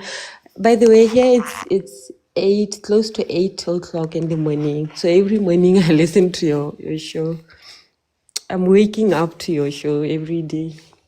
Well, I'm glad that you're here, so you Yeah, don't have to feel so alone. yeah, I feel so alone, but I always enjoy this. I'll be gardening, listening to people saying weird stuff, and those people are my sister. They are so my sister. They will be saying weird. One moment they are calm, they want to be calm as you. The next, the ones who are just contradicting, and they have to defend their God so much. Why? I can't. I won't be going around defending some God. Yeah, I I can't. don't understand it. Like, if I'm he's too all selfish. powerful, why do they have to defend him? I'm too selfish to be defending something like that. I'd rather defend myself. But I'm so happy. I got scared when I requested instead of liking because every morning I'll be liking. This time around, I'm happy I talked to you. I'm glad that you came up, and your name is beautiful as well. Thank you. Thank you so much. And You're I'm so so happy I welcome. managed to speak English this whole time. Well, you did great. You did great. Thank you so much. I hope you heard every word that I said. I did. I did. And you made Thank some you so amazing points as well. As a matter of fact, like the point that you made about having to repeat the prayer, don't be surprised if much. it's a prompt soon. It should. You should mention me. Yes, I will. Thank you so much. This shows because there are so many. They have changed my life so much because now I no longer feel guilty for asking questions or for questioning. And ever since I left, I'm peaceful. Hey? The peace that comes with not trusting anybody to take you out of a difficult situation and getting disappointed because nobody is coming to save you. It's so painful to get disappointed. The moment I realized that this God is not coming, it was when I learned. I didn't even pray for my mother when she was sick. I didn't, never, not even once. But she was dying. And acceptance, Yeah. it helps, right? Like moving into acceptance, and it allows you to actually deal with what's actually happening in reality, and Yeah. deal with the grief. That's what I had to do with my cousin. My Yeah. cousin had a stage 4 glioblastoma, and everybody in the family was like, God's gonna heal her, we gotta have faith. And I kept telling them, I understand y'all's need for faith, and if your God heals her, great. Like, I would love for that to happen, but I need y'all to speak reality to me. What is the doctor saying? Like, what, I need reality so that I can go ahead and accept what we're dealing with, so that whatever happens, I'm able to handle that. Yeah, because it's so sad for people to be hoping, and then when somebody actually dies, they will be saying, "Yeah, we don't question God. We keep on praising God." I know I couldn't continue doing that because it was, and I was happy. I didn't believe in kind of or hope for the prayers to. I didn't even hope anything because at that point it was like bad. It was a situation that was at an advanced stage. So I didn't. I just continued prepping myself for her departure, and then that was even more peaceful. Mm-hmm. Nowadays, I feel a bit of peace, just that I'm not sure what I'm gonna do when I'm in a difficult situation. Like, I don't know what I'm gonna do, but I'll just allow them to pray for me. I just let them do them for peace sake, because right now I'm just teaching them how to speak for themselves, at least. I'm just trying to talk and know how to talk to people without getting angry, because I feel like Christianity is the reason why people are too humble and Yeah. too noble, and they don't want to question anything. They just want everything to happen, and they want to praise God when the positive happens. Yeah, But it's like when faux positivity. yeah, they try. They're honestly believers. I always tell them this thing is not for Africans, but they were taught it. They tried to teach it to me. It didn't make sense, and I'm okay with that. Just that everyone, we are 8, by the way. My siblings are 7. We are 8, And all and we've 7 been of them are Christians? not really. They're just following what my firstborn sister is, the one who is a Durban Christian. So they follow her. So Mm. every time she prays, we humble ourselves. We bow down a bit. We squinch. I don't know what to call it. We bow a bit, nyana, and try to show that we are in spirit and stuff. But I just don't cause trouble. I I get just it. don't. Yeah. But my country is a very peaceful one. If you want to say whatever you want, you can't be prosecuted publicly. They'll just feel that you are weird. They'll just think you are a weird person. You're like a lesbian coming out. You're like something that we are not used to as a traditional country. You'll seem very weird. Those are the things that we are not used to. This thing of trying to tolerate other people. We associate with God. Even people who are not Christians, they will just say, "Can being not believing in God, or having 2 wives, or having a girlfriend is wrong." They'll just feel like it's not against it's against God, but they don't even go to church. They just want to have an excuse. Every time you mention God, it becomes holy. Whatever conversation it is, it becomes a holy conversation. Even if you're not a Christian, you just find a reason. You can't be talking to your elders like that. Mudumile, even God, I'm trying to speak English throughout. Even God wouldn't want you to do this. While somebody drinks alcohol the whole day and is not taking care of their wife, and they're a bad person, just because you are a big uncle, an older uncle, and you just get a mic and speak in a gathering and talk about God. Are That's there the best. do the preachers like are there any wealthy preachers there? They drive very nice cars. We have a very huge, rich church that my aunt and my family went to. I used to go to, and it didn't make sense. The church is very beautiful, eh? Mm-hmm. But everything Yeah. around it is poverty stricken. Yeah, there was poverty. I was finishing my high school, didn't have money. The government will assist us. The government assists us with grants. They give us allowance, very little allowance, close to, what could I say?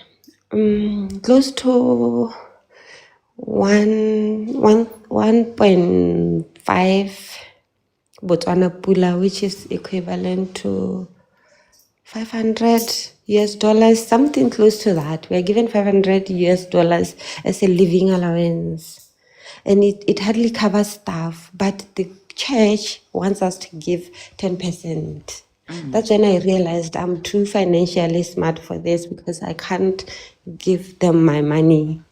While they drive Range Rovers, the pastor Right. drives a white one, the wife drives a black one. And sometimes when I'm at the mall, they go to the most expensive shops. They dress nicely and everything, but people around me, my classmates, people I used to go to school with, are unemployed. They don't even have money, but they keep on going to church. I never hear them saying, "The youth, come here. We have this.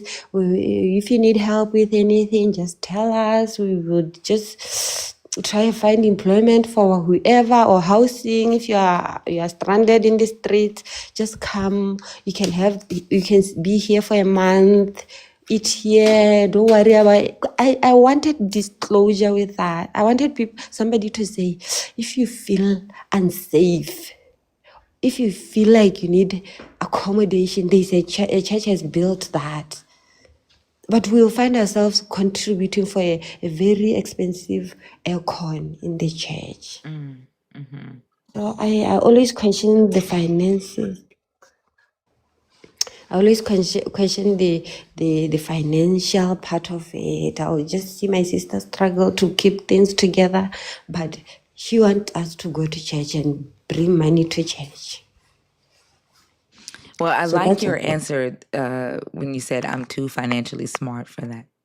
Yeah, I love money. I love my money, so I can't share. Unless somebody's struggling, I'll just give them money, not because I want to go to heaven. I just help them. And because I'm a Or nice because you're a person. nice person. And I'm well, I'm an empath. yeah. Yeah, so nice people help people for no reason. Yeah, But because we know we relate, right? Like we know what it's like to go without. We don't, if we can relieve that feeling of pressure, of worry, of doubt, of lack in another person, and we have the ability to do so, then I we'll do that know. because we relate to that person, to that situation. Yeah. Yeah. But hey, these people, the Christians in our family, they will not help you. They will just make you feel horrible for lacking. They will just laugh at you somehow, mocking you a bit. They don't even give to other people around them. They will just go and give money to the pastor so that they can be seen. So they It's can be bad. seen. Yeah, so that they can make an appearance at church. You walk to the front and give $20 to the pulpit. That's what happens in that church. When the pastor is blessing you too much, like you relate to the message. It's very nice to you. You walk and in your high heels to the front and put $20 US on the pulpit. Or 40 or 100 or whatever, like you bless the pastor, they call it blessing or whatever, on top of the tithes and the offerings taken in the church. So I will look at those things and say, wow, this person drives a Range Rover. From here they are taking this money to buy a very expensive meal. I'm not doing that. I'm not crowdfunding. Right, crowdfunding for the pastor's expensive meal. That is hilarious. And their kids are in schools in America. And their kids, we never see their kids in church because they're far. They're going to the best schools outside. Oh, really?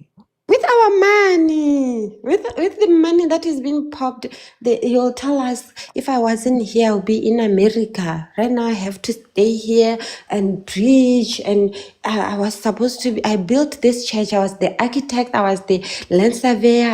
I built this. So an architect takes 10% of the whole project. So this whole building is 2 million.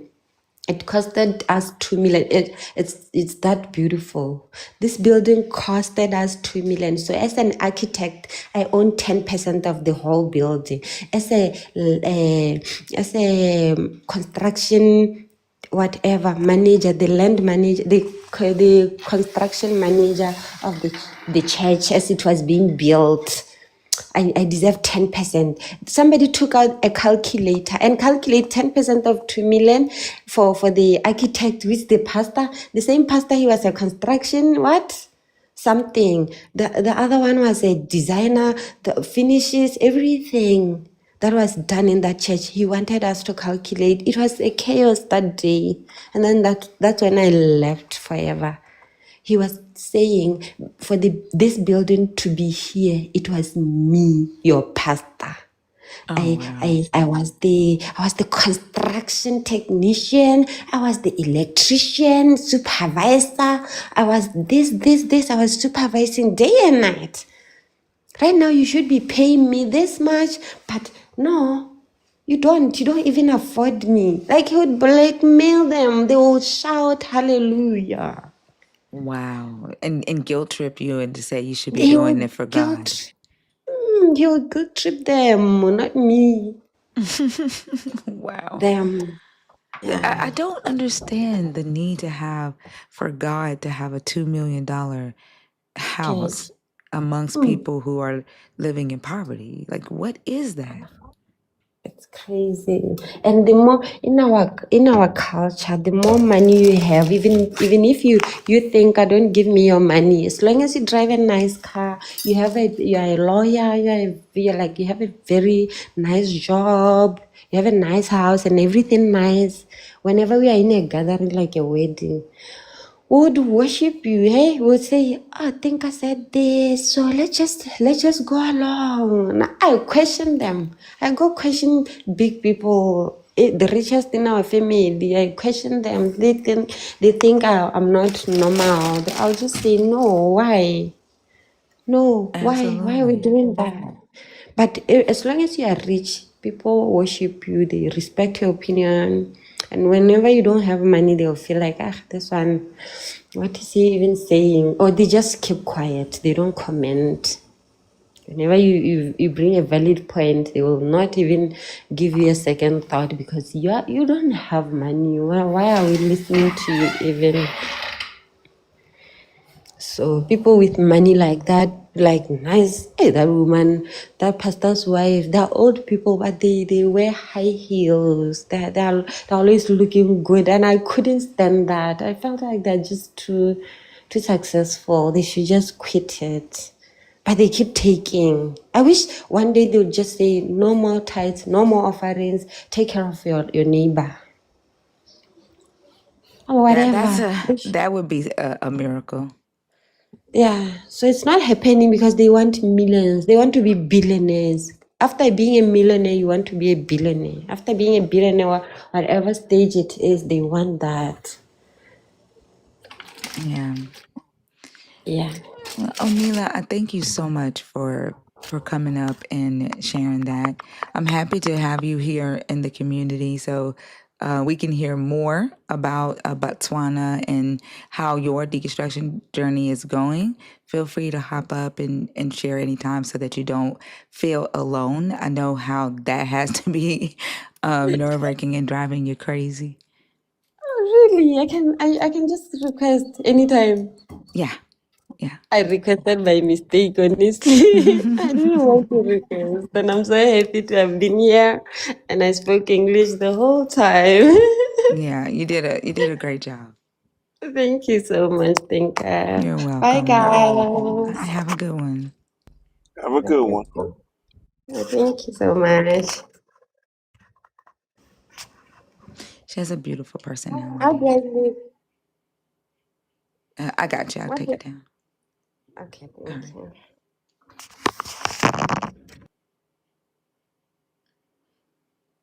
Mm, Yeah, she's um, very sweet. yeah.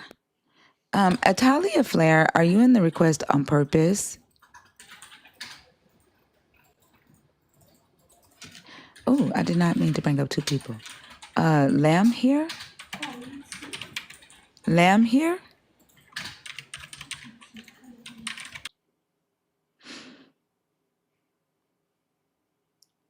Paul Gadima? you're not connecting. I don't know if you were in there on accident.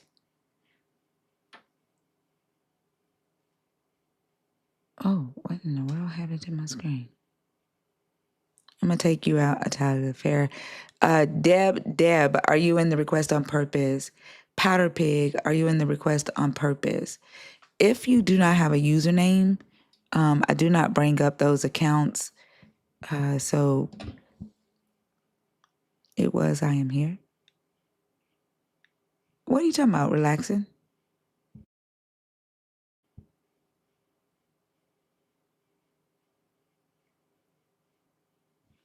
What are you talking about? Oh. Wait, their name was I am here? What? It looked like well, my bad. It looks like an L.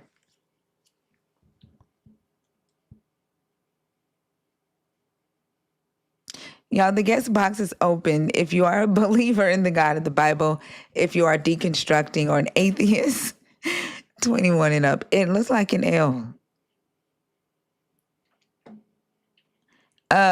Power Pig, are you in the request on purpose on accident?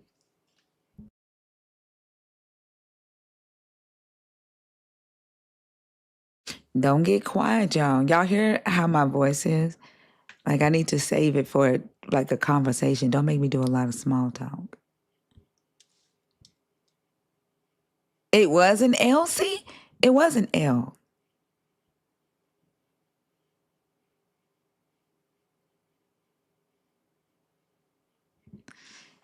But somebody else said it was an L.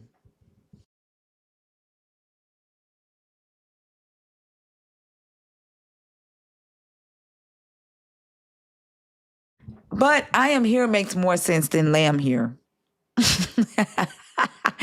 It did. I saw a capital L too. But I mean, I am here makes way more sense than lamb here. I wish they would comment so we could see their name again.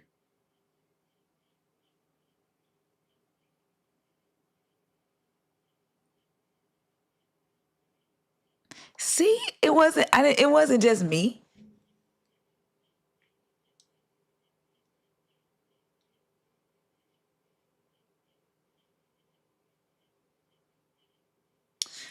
But have y'all ever thought about like why we have to repeat our prayers?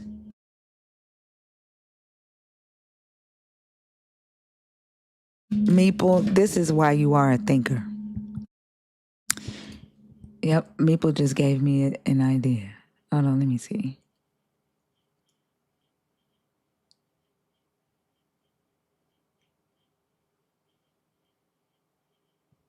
Wait, okay. Wait, hold on.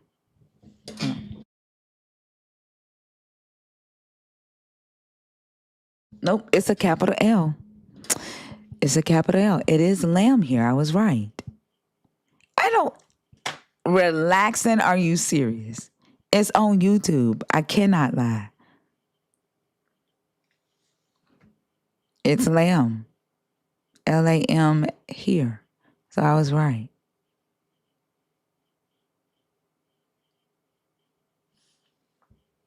Girl, if you don't stop. Relaxing, just say you was wrong and I was right. I had her change it, please.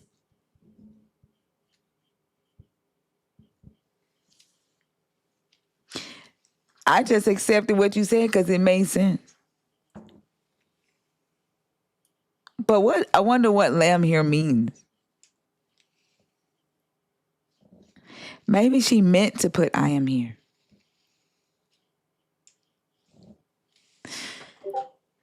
But it is lamb here. Y'all, it is quiet in here. I know that much. But there's 457 people in the room. And there is another 82 watching on YouTube.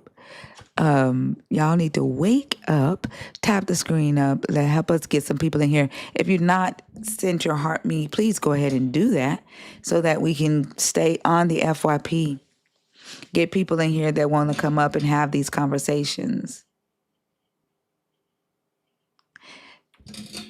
Remember, this is not an ops only live. Don't sit back and wait for a Christian to come up. This is a conversation about challenging what you think you know, about what you think you believe. This is a research focused live where we're not only researching databases, researching the Bible, we're also learning how each other think and why we think the way we think, improving the way we think, applying critical thinking to the belief system to help us deconstruct, or for some believers who are in here to help you grow stronger in your faith.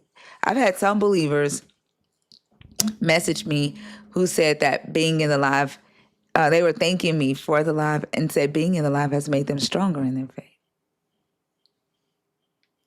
So people get all kinds of things from this space.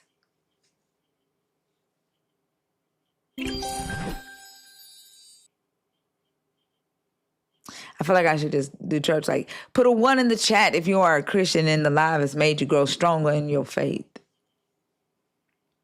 They'll come out the That's funny. hallway and just start typing 1s just to be saying the shit. What you saying? No, I was just laughing. That's funny.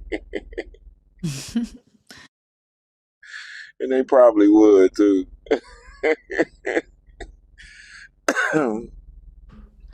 Deborah, are you in the request on purpose or on accident?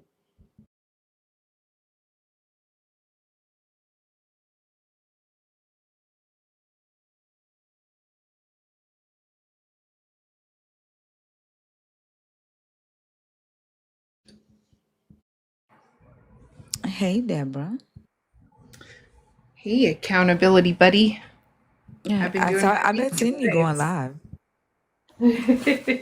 Yeah. Yeah, pretty consistently too. Thank you.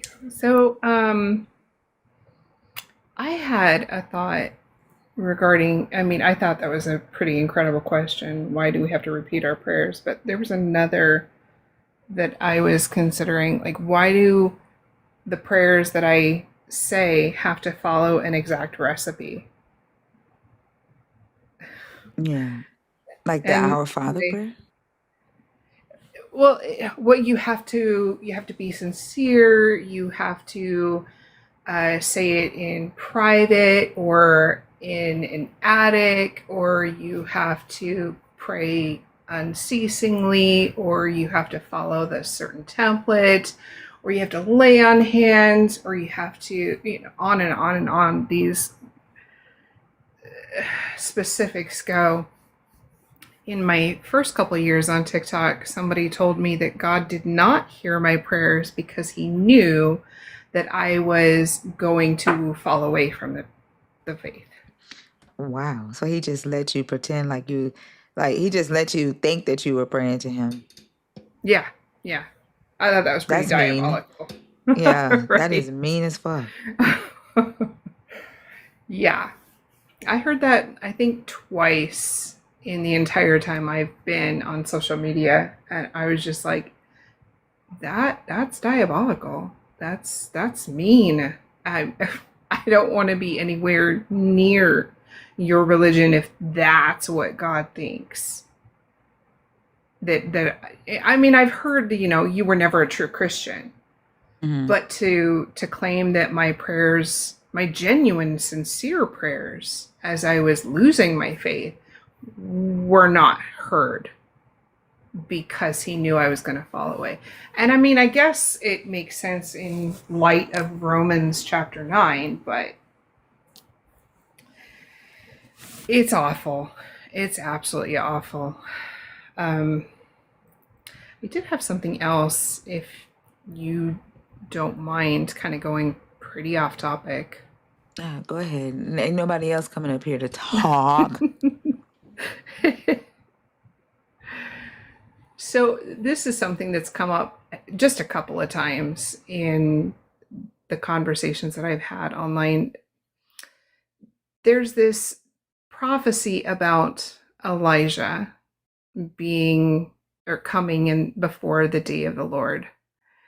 And then Jesus is like, "Oh yeah, it's John the Baptist, well, obviously." And then John the Baptist is like, "Whoa, no, nope, not me, not it." And then you have the why am I drawing a blank on that? Digital overload and 6 Teams meetings today. I'm a little burnt out mentally, but where they are glowing, where Jesus and Moses and Elijah are glowing. On Transfiguration. the transfiguration on the Yeah. Sorry. So there's this transfiguration where Elijah's there, but if I'm not mistaken, John the Baptist had already been beheaded at that point. So why is Elijah standing in the transfiguration and not John the Baptist? And if Elijah never died, why would he be reincarnated into John the Baptist? Am I missing something here? So that's a good question, because I'm wondering because Enoch was also the one that was supposed to come back and he was taken up, right? Mm-hmm. So I think the two that were taken up that didn't die of physical death are the ones that are supposed to be reincarnated. Right. Yeah. And I think it's supposed to. Well, they wouldn't be reincarnated if they didn't die. They would just come back. Well, what I'm saying, I think it's supposed to. It's pointing to like the energies or like the soul, right? So they did believe in reincarnation, and so the patriarchs were supposed to be reincarnated. I could see that in the actual messianic prophecy of David being the Messiah that's to come. Like he's reincarnated, because there's so many verses that point to it being actually David who is the promised Messiah. That I can see. But if Elijah doesn't die and Enoch doesn't die, I don't understand why they would necessarily be reincarnated. They're still alive. They're chilling up in heaven. I don't know that they necessarily saw them as alive, though, because it just says they were taken up. Like I saw something that was saying that the God buried, was it Elijah somewhere in Israel? He buried Moses. No, I'm talking about Moses. Yeah, I'm not talking about Moses. I was reading an article where they were claiming that they found the burial spot where the God buried Elijah in Israel. And so like I don't necessarily think that they saw it as he didn't die per se, except that the God took him up and took care of Elijah's burial himself, or took care of Enoch's burial himself. Because they did believe that the spirit of Elijah and Enoch would come back and reincarnate in a future prophet.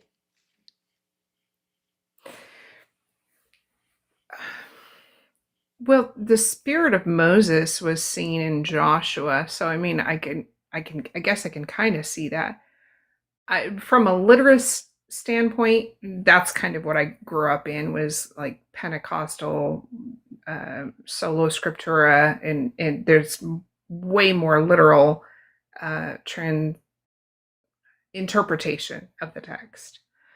The denomination I grew up in would never have seen reincarnation as a thing. Oddly, we got teleportation, that's cool, but no reincarnation, because that's too new agey. I don't know. I just thought it was a really interesting conversation and topic, and I'm like, how do they see John the Baptist? I mean, it would be hard for any doctrine to not accept reincarnation, especially when Jesus is literally saying to his disciples that John is Elias reincarnated. And then when he's having this conversation with Peter in front of Caesarea Philippi, and he's asking Peter, who do the people say that I am? He's asking about reincarnation. Like, who do they think reincarnated? Like, I am reincarnated. So, Oh, like, it would be wow. really hard for anybody to say that the Israelites did not believe in reincarnation. But the reincarnation was it was reserved for the patriarchs, though. Not everybody gets reincarnated. Like Dang it. Mary was not Mashiachs do. Cleopatra? No. Damn. Yes, teleportation is in Acts chapter 8. I think it's verse 36.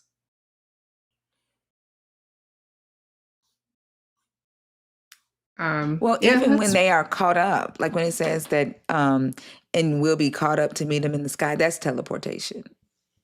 They think that means that they're or going to go up to heaven. That's just them being teleported from wherever he comes in the clouds.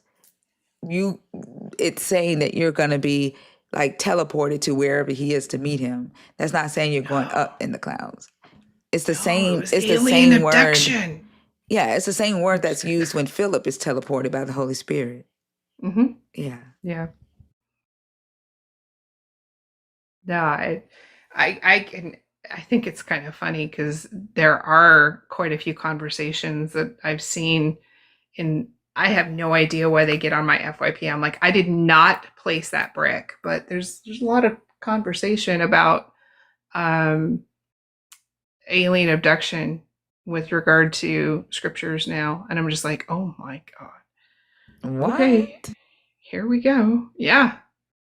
The fiery chariot, and I've heard jokes about it, but there's getting some serious conversation about the fiery chariot being an alien spaceship. No, I've heard of that. But Yeah, alien I didn't abduction, place as that far as the brick. scriptures, I had never heard of that. Yeah, it was pretty wild. I'm marked safe from yet another rapture, but because those are coming around again. Oh yeah, it's going to be September. Mm-hmm. Ugh, goodness gracious. Yeah. Every year.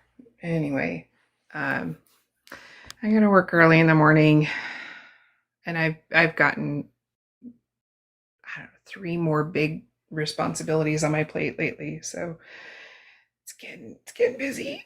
So I'm gonna try to get some beauty sleep. All right. Thank you for coming up, Deborah. Yeah, of course. All Love you right. guys. But if y'all aren't following Deborah Grace, first off, tell them about your book. And Oh, have you released a second book yet? And I probably have asked you this before, and I cannot remember. Have you released a second book?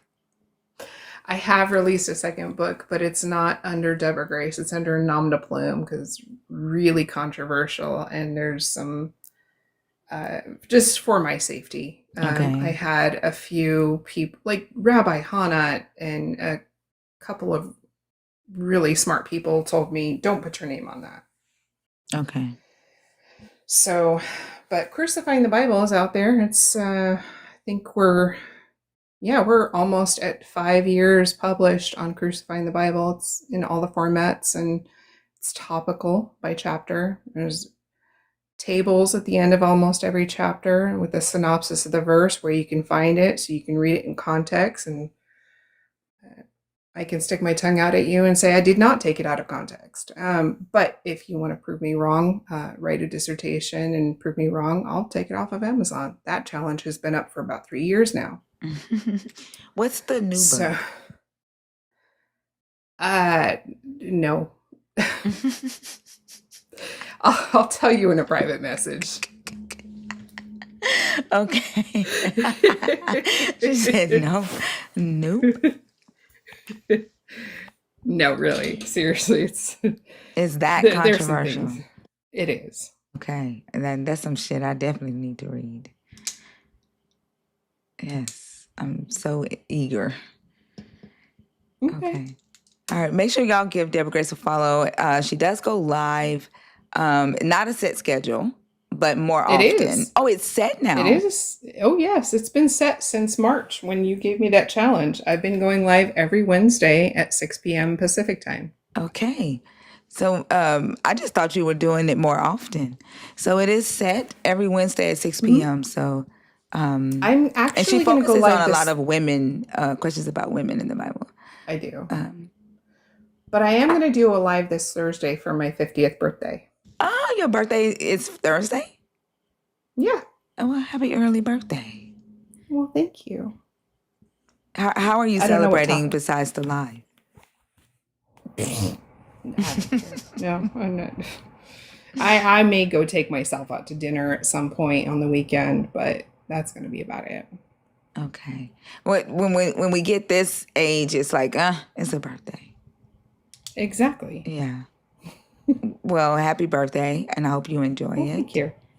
And thank you so much for coming up. Yeah, of course. All right, have a good one. You too.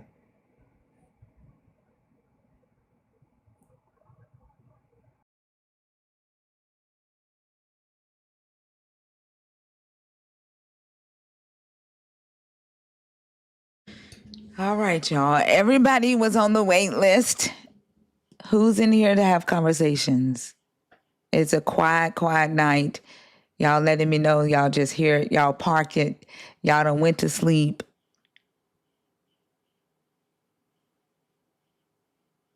Who's awake with me? Sunshine, why you don't have your heart me? If y'all haven't grabbed your heart me, please go ahead and do that. 67 heart me's, y'all. Help us out. Like, we need to at least get that to 100 so that we can get people in here that want to talk to us. If it keeps going slow, I'm gonna get sleepy, and I can see my bed. I can see my bed right there, and I'm gonna want to crawl in it. So I need y'all to wake up to keep me up. Come up here and have conversations. Don't be afraid. Don't be afraid to have a conversation. I'm a really nice person unless you're not nice to me. Like, I don't have a reason to be mean to you just because you are a believer or because you're an atheist or because you deconstructed.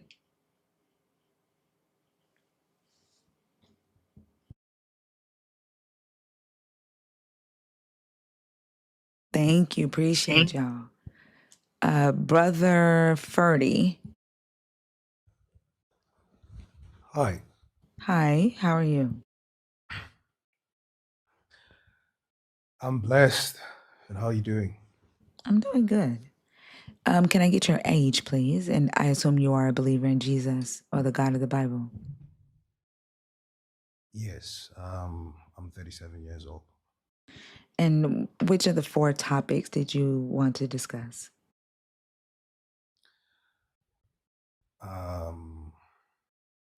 The ones that are on the screen, the prompt. Yes, there's 4 of them on there. Yeah. Okay. Let's start. Let's start with the number 1. Okay, can you speak up a little bit? They can't hear you in the chat. Okay. I don't know if am I audible now? I can hear you fine, but I think the chat is having difficulty hearing you. I don't know. Can you hear me now? Is Can you that hear me better, now? chat?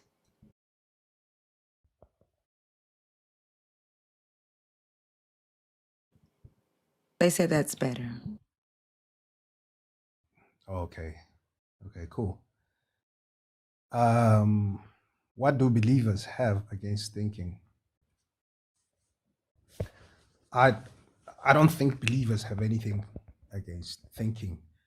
At least Christian believers, I don't think they have anything against thinking. It's just that belief is essential for knowledge, right? So it's something that is required, because if you subscribe to something, you don't necessarily have the the evidence or the knowledge that it works, except that you try it out by by believing that it works. So believing is is important for knowledge. In fact, it is the foundation of knowledge.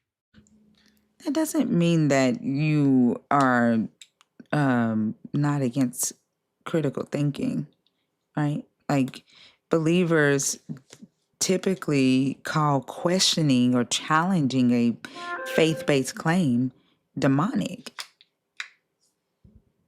If challenging a faith-based claim or even changing and accepting new information as it pertains to your belief system is seen as demonic, that means you have a problem with it.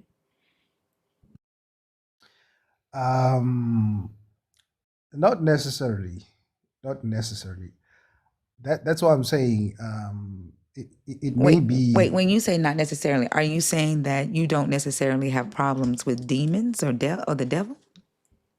Because if it's being called demonic or that's the devil when you're challenging a faith-based claim, then that means that you have a problem with it.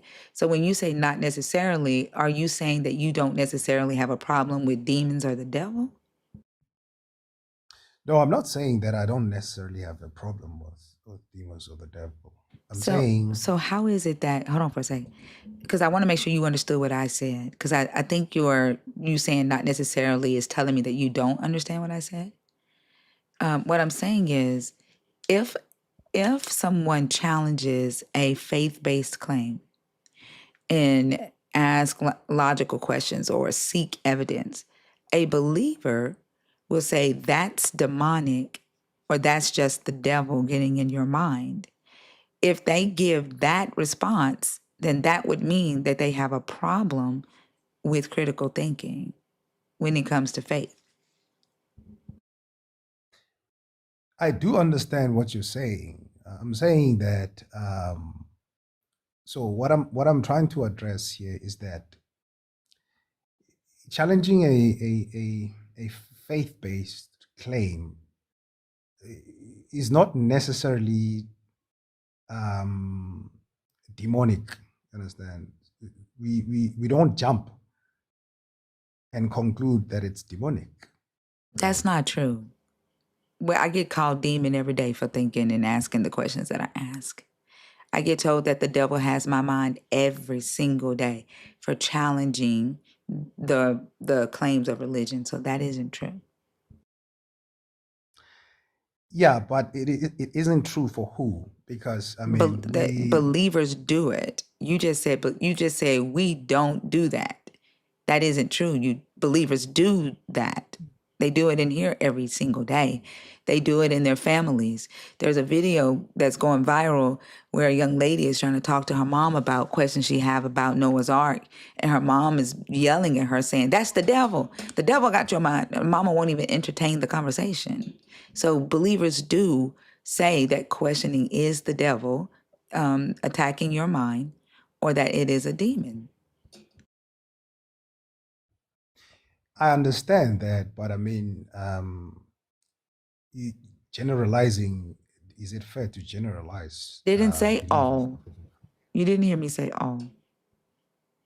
That's my point exactly. That when you say it's not true, that's what surprises me when you say it's What's not? I true. didn't say anything. You said believers don't do that. And I said, No, I didn't that's say not true. Believers do that. No, that's not what I said. I can play You it are back. misrepresenting. I can play Yeah, it you can back so play you it can back. hear it. Yeah, do it. Okay.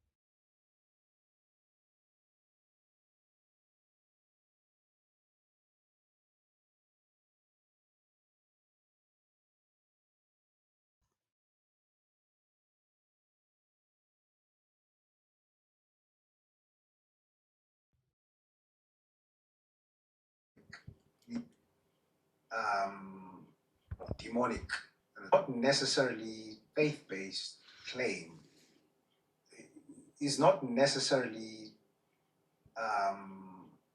demonic. Understand? We don't jump and conclude that it's demonic That's not true. and conclude that it understand. We don't jump and conclude that it's demonic. That's not true. So you did say that. No, I didn't say it's not true. No, you. So I said it's not true. You said we don't jump and conclude that it's yes, demonic. That's what you said. And that's what you said you didn't say. no, you can just play what you just said. You said I said it's not true. No, I'm the one who said it's not true. You said that believers don't do that. Play it back. And I said that's not true. No, you can play it back now. Oh my You gosh. can play back what you just No, said. I'm not getting ready to play this game with you. Like you No, literally said that I was generalizing all believers. And I said have to I do never said all. You said believers don't do that. And I said No, I that's didn't say not true. Like I'm not gonna go back and forth to did I play this say game with you. believers Like don't do that's that? one thing believers do when y'all come on here. Y'all do the whole gaslighting thing, and we never really get into the weeds of the conversation. I don't care whether you said it or not. What is it that you're trying to say about critical thinking? I think you're being unfair. Look, just Because say you said it. I don't care. What are you trying to say about critical thinking? no, I don't have a problem with critical thinking, as I was saying, that we don't jump and say that someone is demonic. Yes, you do. Yes, believers do jump and say that it is demonic to question. Yes, you do. See, I'm a believer, but I don't do that. Then say you don't. Don't say we, because believers do that. I'm not the only one. Then speak for And I'm speaking for other yourself. Don't believers. say we don't jump. That isn't true. Because believers do it in here every day. You have to say, I don't jump. Speak for yourself. But I know a lot of believers that don't You do don't that. know all of them. Yes, I don't know all of them. Right. And So I'm not you saying they cannot don't. speak for all. Speak for yourself and say you don't call people demonic for questioning. Okay, so understand that I'm not saying there are no believers that say that stuff. You are I'm saying not that saying when you say we don't jump and call it demonic. That is what you're saying. You're speaking for okay. believers as a whole. And so you should be speaking for yourself. No. So when you say believers, are you saying all believers? I'm saying people who identify as believers call me demonic for questioning. You are saying we as believers do not do that. That's different. When did I say that? When did I say that? Who is we when you say we don't jump? Who is we? Yeah, but saying we does not mean I'm saying all believers. Who are you speaking about when you say we? I'm speaking about myself and the others that I know. What? Oh my God. This is fucking ridiculous. You said Like, is there believers. any reason that you will be speaking about the believers that you know to me? Have I spoken to the believers that you know? No, you Right. haven't. Exactly. So there is no reason that you should be speaking to me about the believers you know. I don't know them. I'm not making a claim about them. I'm making a claim about the believers that I have spoken to, people who identify as a believer in your God. And those believers have classified this live as demonic, has classified me as demonic for questioning the faith. I understand that. But do you have a problem with me speaking about the believers I know? Yes, because I don't know them. Why are you talking to me about them? Talk to me about you. You are here. Talk to me about you. But I could say the same thing. That why are you talking to me about? I'm believers not first? talking to you. You are irritating. I am not talking to like this is what I mean when I say believers don't like to think. Because this fucking meta is ridiculous. This is No, but ridiculous. This meta is ridiculous. Like, go ahead. You and the believers that you know don't jump and call it demonic. Now what? yeah. So now that basically debunks the fact Hold that on. I want you to look in the comments at Kay Vanty's comment. This is a believer. Thanker thinks she has so much knowledge but lacks wisdom. You will be judged off your influence. So as you are saying that believers don't do the very thing that I'm telling you they do, she comes in the chat and fucking does it. you see your logic, thinker, your logic is flawed because you cannot encounter people and then start generalizing. And Is then when she a believer? Is she a believer? it's not. That's not the Is point. she a believer? Yes or no? I don't know her. You know Do you her, I think don't an know her. atheist would tell me that I'm going to be judged for questioning this faith? I don't know. You are dishonest as fuck. This is why I be cussing y'all out, because there's no possible way to have a honest conversation with you all. You all are dishonest interlocutors. You know damn well that comment comes from a believer in Christ or a believer in Allah or a believer in Yahweh. I don't know. Yes, you do. Why would you That not well, know? then use your critical thinking. Use your ability to deduce. You and I don't reason the same. That's a Use question your of critical thinking. Use What your makes you critical think I'm thinking not? skills. This is what I mean. What makes you think I'm not? Because you're not. If you How say do you you know don't that? know, if you say you don't know if that person, like your book says you shall know them by their fruits. How Like am you I can't supposed to know? recognize a brother or a sister in Christ. That's how I know your God is fake. Like you can't recognize when someone speaks, whether or not they are a follower of your God. That's how I know your God is fake. You don't know How am I whether supposed to you know? can't recognize your Christ. That's how I know your God is fake.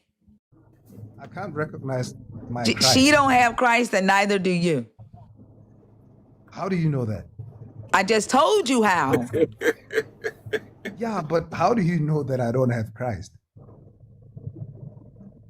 God, I swear, sometimes it feels like I need two brains just to fucking talk to them because I need to be talking to myself because I have to do both sides of the conversation.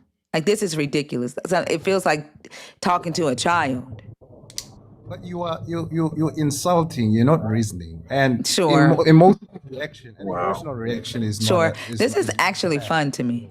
Like, you know what? When y'all come up here and behave like this, all y'all do is bring in more people because y'all like chaos.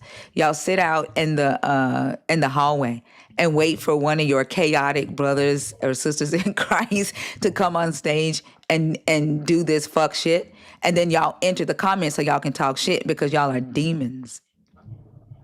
Yeah, you see, I don't think if you and I were having a conversation. Oh, we're not. You stopped that conversation long ago when you wanted to focus on the fucking meta. I gave up on trying to have a conversation with you long ago. Or is that why you're cursing out now? I curse every goddamn day. I curse every time I fucking feel like cursing. Okay, that's what I'm saying. That's why you're being emotional now. I mean, I am human and I have emotions. I don't know why the fuck you believers think that having emotions is a bad thing. There is no way you gonna shame me and for feeling what the fuck I feel. So did I say you emotions? even bringing it up like it's bothering you. Okay, you like, because I'm trying to understand how can we have a conversation when I told you I gave up on trying to have a conversation with you a long time ago when you wanted to focus on the fucking meta. Okay, no problem then. It's all good. Stacey, I do what the fuck I want to do. I'm a grown ass woman. If I fucking feel like cursing, I'm gonna fucking curse. You know what you can do though, Stacey? You can scroll the fuck out of my life. If it bothers you, you don't have to sit your Christian ass there and listen to it. There they go with that demon, sounds full demon shit. Like, that's all they fucking want to do is fucking complain. I don't give a fuck what you think about my emotions. Don't fucking sit here. Don't fucking sit here where you can listen to them or fucking feel them. The reason why you sitting here in my chat is because you are learning from me, motherfucker. That's why you won't scroll the fuck out. You are obsessed. And I guarantee you was sitting in the fucking hallway waiting for a Christian to get on stage so you can get in the chat and talk shit because you scary than a motherfucker. Is that the best thing they can come up with, is that you angry? That's all they can fucking say. Think I got emotions. Like, I don't, that should be my next song. Think I got emotions. Like, god damn. Like, I really feel sorry for y'all that your God made y'all hate who you are so fucking much. Like, you hate being human. Your God has convinced you that being human is evil. That to the point to where you don't even know how to handle your fucking emotions. You lack emotional intelligence. You motherfuckers are sitting in the chat angry at me, but you don't know how to express that shit. You don't know how to express that shit because you have very low knowledge about your own belief system, and I scare the fuck out of you. I scare the fuck out of you because I'm unapologetic about the fact that I don't believe in your fucking God. I scare the fuck out of you because I'm knowledgeable about why I don't believe in your God. And I scare the fuck out of you because I don't give a fuck about what you think about it.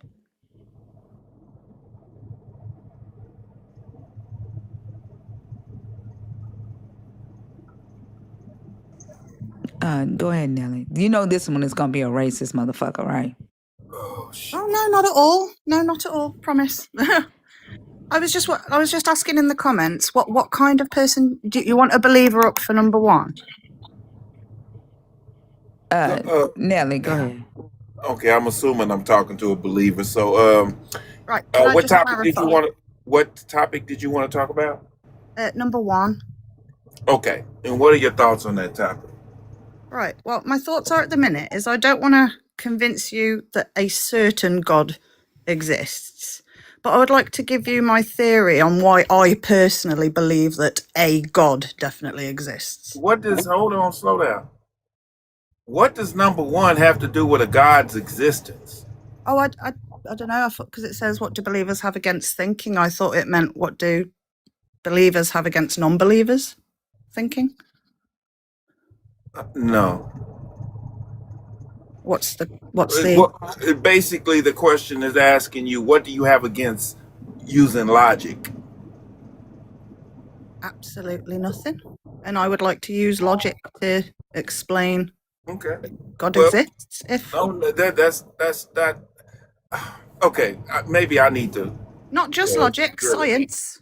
Okay, we're gonna use logic. I'll use both. Do you talk to God? I say. Do you talk to God? I do. Okay. Yeah. Okay. Now let's stop right there. Logically, when you talk to your God, if it was not your God that you was talking to, and it was anything else, you would be considered under a mental psychosis. Did you know that? Yes. So why is it okay for you to talk to God and it's not a mental psychosis? Logically. I'm doing it in the comfort of my own home, and I am not bothering anyone or forcing anyone into my belief. People that talk to other things that's out there, they're not bothering nobody either. Yeah, there are also people out there with bad toes. Doesn't make them bad people. Do you know what I mean? Okay, let me say it this way. Talking to something that is not there or nowhere around, they cannot talk back, under logic circumstances, that would be considered a mental psychosis. Do you consider talking to your God a mental psychosis? No. I think you consider me talking to my God a mental psychosis. See, that's where you don't use logic. Because logically, why is it that say I want to talk to Fufu? I worship Fufu, and I talk to Fufu all the time.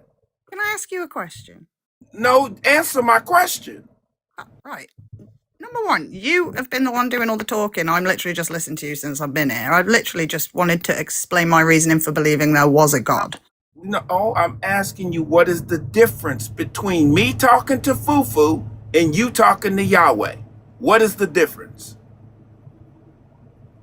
There isn't one. You can talk to Fufu as much So as you like. I can talk exactly. to you as much as I like. So if I'm talking to something that is not there and you talking to something that is not there, logically, they would look at that as a mental psychosis. Because I believe that something is there that is not. Ah, you believe that it is not there. I believe that it is. Never mind. Go ahead. Whew. Right, my question to you is, how do you think life began? I don't give a shit how life began. Yeah, we're not No, finna you do. don't. We're not finna do no So what you're saying is, what you believe in. Hold on, can I just finish? No, we're not finna do philosophical bullshit in here. Okay.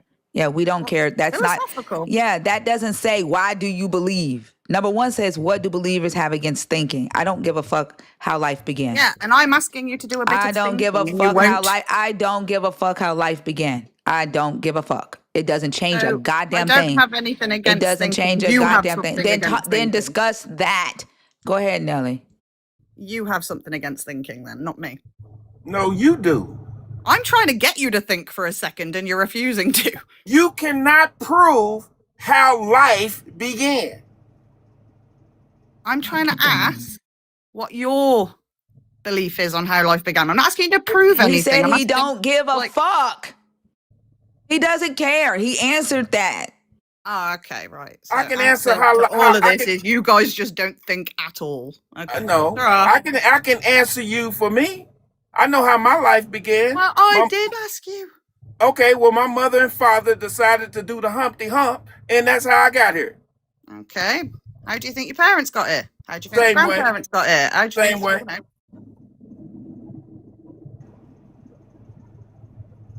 And we can keep going down history lane. It does not matter. It's the Right. same goddamn way. Same goddamn way, right? Let's say your God did fucking create. So the fuck what? Now what? Right. I literally am just wondering if you believe in the Big Bang Theory or not. I don't fucking give a damn about a Big Oh. Bang Theory or a shebang bang. Okay. I don't You care. don't do- right. Let's say What do you have against thinking? let's say your God did create the world. Now what? Let's say my God did create the world. Now what? Yeah, now what? There you go. There's a God. So No. so You there's just, a God. You Now what? literally just said that. Let's say your God does I exist. said so. There you go. He I exists. said so. Okay, there's a God. So now what? Oh my God. Now what? There's a God and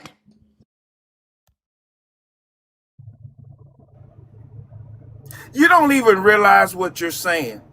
No, I don't think you realise. You literally sound dense slow as down, all slow hell. down, slow No, down. well, I'm going to leave this. This is Well, pointless. You've bye got then. no That's 'cause you don't like to conversational think. skills That's whatsoever. because you don't like to think. No, I you've brought got no you to. conversational You skills. don't like to Bye. think. You don't like to think. You couldn't answer that fucking question. Mm-hmm. You sat there and got quiet. Like, okay, your God exists. Now what?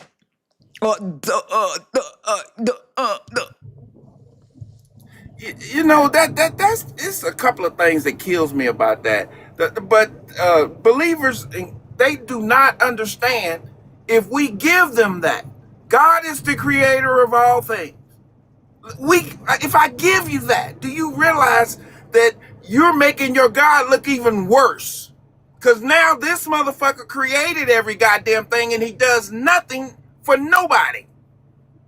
I just want to say, Stacy say I lack wisdom and I lack knowledge, but Stacy lacks spelling because Stacy thinks that won't and want are the same motherfucking word. I come with receipts, Stacy, and I come with forks. Won't and won't.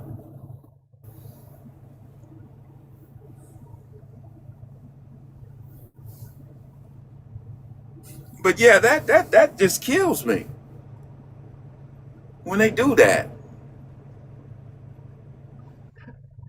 Well, your Jesus healed the blind man. It looks like he ain't gonna give a damn about you because you need glasses. You can't see without them motherfuckers. What happened to your spiritual eyes, Stacy? Why your spiritual eyes need glasses? Why Jesus ain't giving you 20/20 vision? He healed the blind man. It's show can't, not show can't.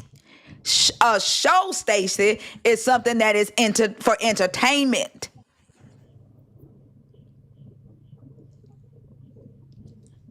The more you try to prove that you are not illiterate, the more you give us evidence that you are.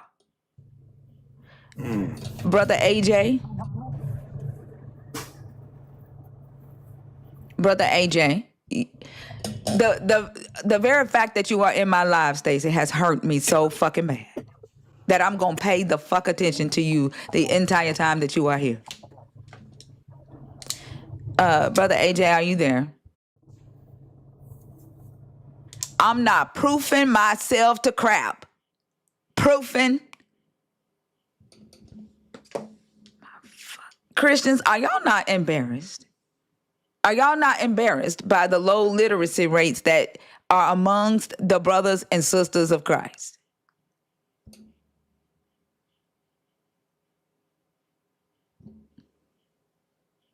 You can't blame that on not having glasses, Stacy.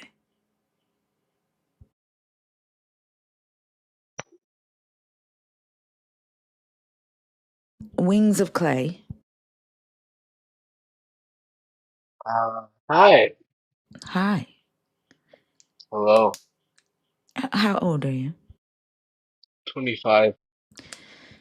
Are you a believer, deconstructing, or an atheist? Believer. Nelly, do you want to try this one? Yeah, we can give it a try. Okay, Wings. And what topic did you come up to discuss? I think I requested like a while ago, so I'll have to reread them. What do believers have against thinking? Can you read Should them to love? yourself, Can you please? please? Yeah, I can do that.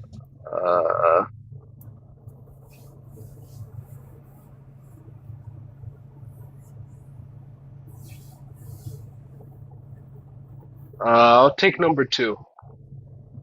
Okay, and what are your thoughts on number 2? I think that, love and forgiveness should be in the front of anyone's mind. Just, living. If you just go like walk around thinking about like hating people, I think like I mean I don't really care about them, but like for yourself, that kind of sucks. Okay. Should love or forgiveness be commanded? If so, Mhm. why? If not, why? Well, I mean commandments like it's for our best interest. So like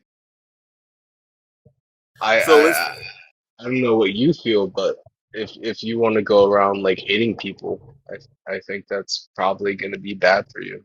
Did you say hitting people? Hating.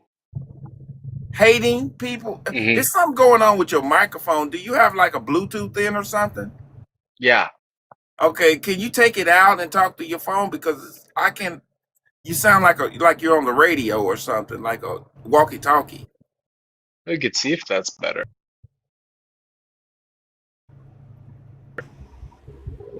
Can you hear me now? Yes, that's a lot better.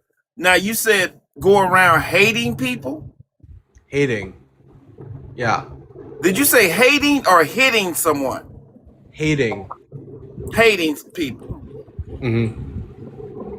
So I'm still having a hard time understanding where did you get hating someone out of that? Well, I mean, if you don't forgive someone, I mean, you definitely don't like them. I don't know if that's hating, but I would assume. Okay. So I guess forgiveness should be commanded. What about love? Should love be commanded as well? I mean, you can't really command either one of them. So you disagree? No, like, should it be commanded? I Yes. mean, I guess I'd say yes. So I'll just say yes. You'll say yes. Why would you say yes? Because it's better than, the other option. Okay. Well, let's throw a couple of scenarios out there.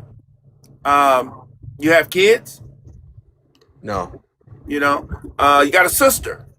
Yeah. Okay. If someone was to violate your sister, are you gonna forgive them for violating your sister, and you're gonna love them? I mean, yeah, I'd say the most loving thing that I could do would be to just, like, cut their head off.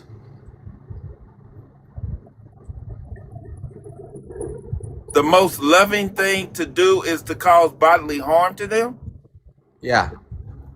and that's love. Yeah, he's not going to do it again, right? Well, I can definitely see why you feel that way. Your God feels the same way too, so I can definitely Exactly. understand why you think. Yeah, exactly. You think like your God. He's a moron, because that is just as. What makes you any better than the person that did what he did to your sister? So you go chop their head off. Yeah. Oh, that makes a whole lot of sense. And you consider that to be love. Well, we have the unalivement sentence in America. So, you could say whoever is the, like, singular person that pulls that trigger or, like, flips that switch, then they're bad. But no, it's just we've decided that certain people need certain, punishments. Okay, so we pick and choose what commandments we pick and choose what commandments we're going to follow, right? At our own leisure, right? No. Yes, we do. Why? Because you just basically threw something out there. You said if someone violates your sister, then you're going to show them love by chopping their head off. That's what you said. Mm-hmm.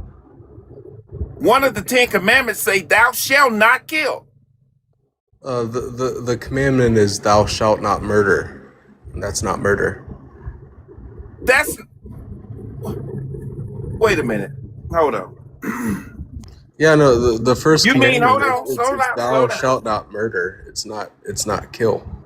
Okay, so when you kill someone, what happens to that person? Well, they unalive. You can say they die. If the host is okay with that, I'll say they die. Okay. Yeah, and I just want to say that the Hebrew word there, it says lo terzach, and that means murder, slay, kill. They're all the same. And that was the point I was getting to. So you said they die when you kill them. So when you murder someone, what happens to them? Well, if I murder someone, then they die. But then Okay, I'm same also in outcome. trouble. Same outcome. But it's different. What's different about the outcome? Murder means that it's outside of the law.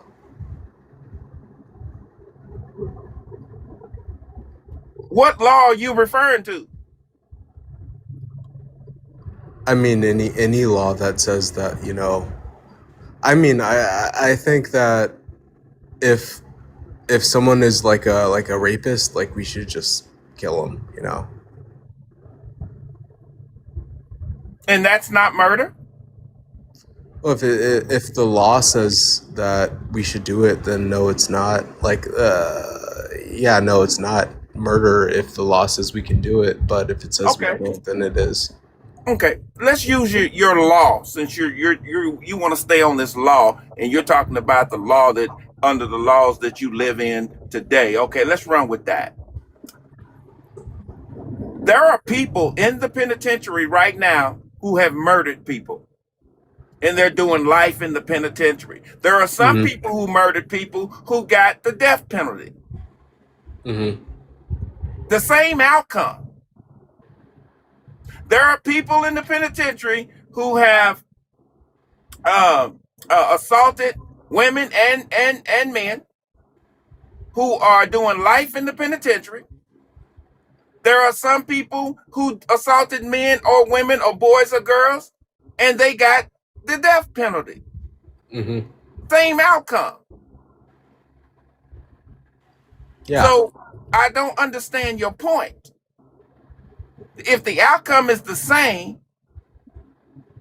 what is the difference? Because if they put them on the electric chair or they give them the death penalty, that's still murdering that person.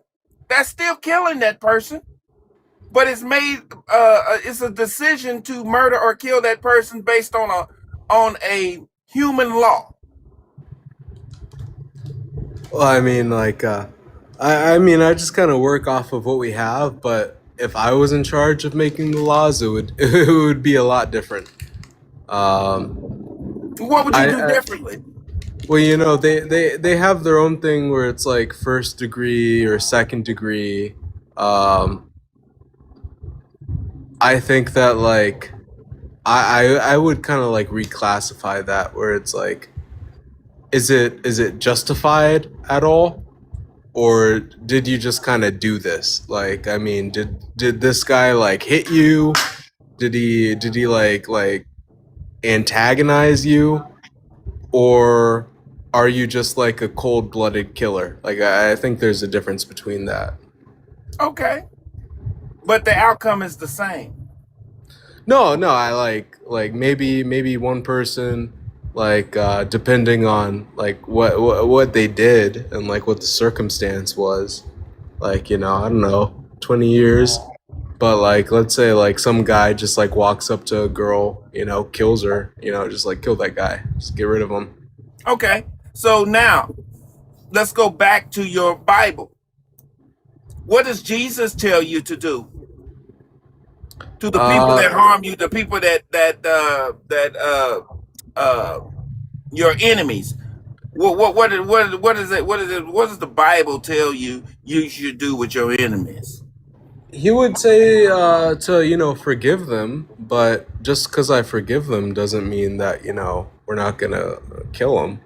Like so it's like Old Testament, New Testament.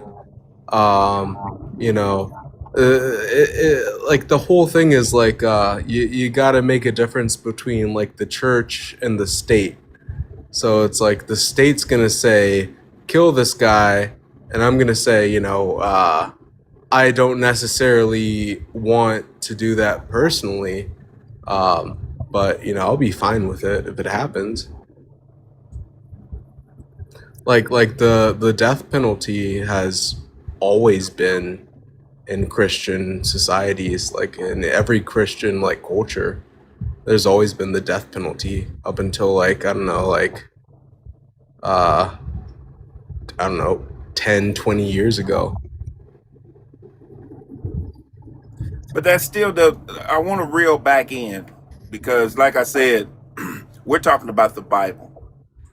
And you're saying that love and forgiveness should be commanded. Personally, but not in like government. You personally.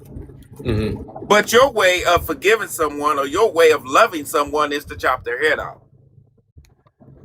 Yeah, and that's why we have the government do it like for us. So when God sent the Israelites to annihilate the Canaanites, it was because he loved the Canaanites.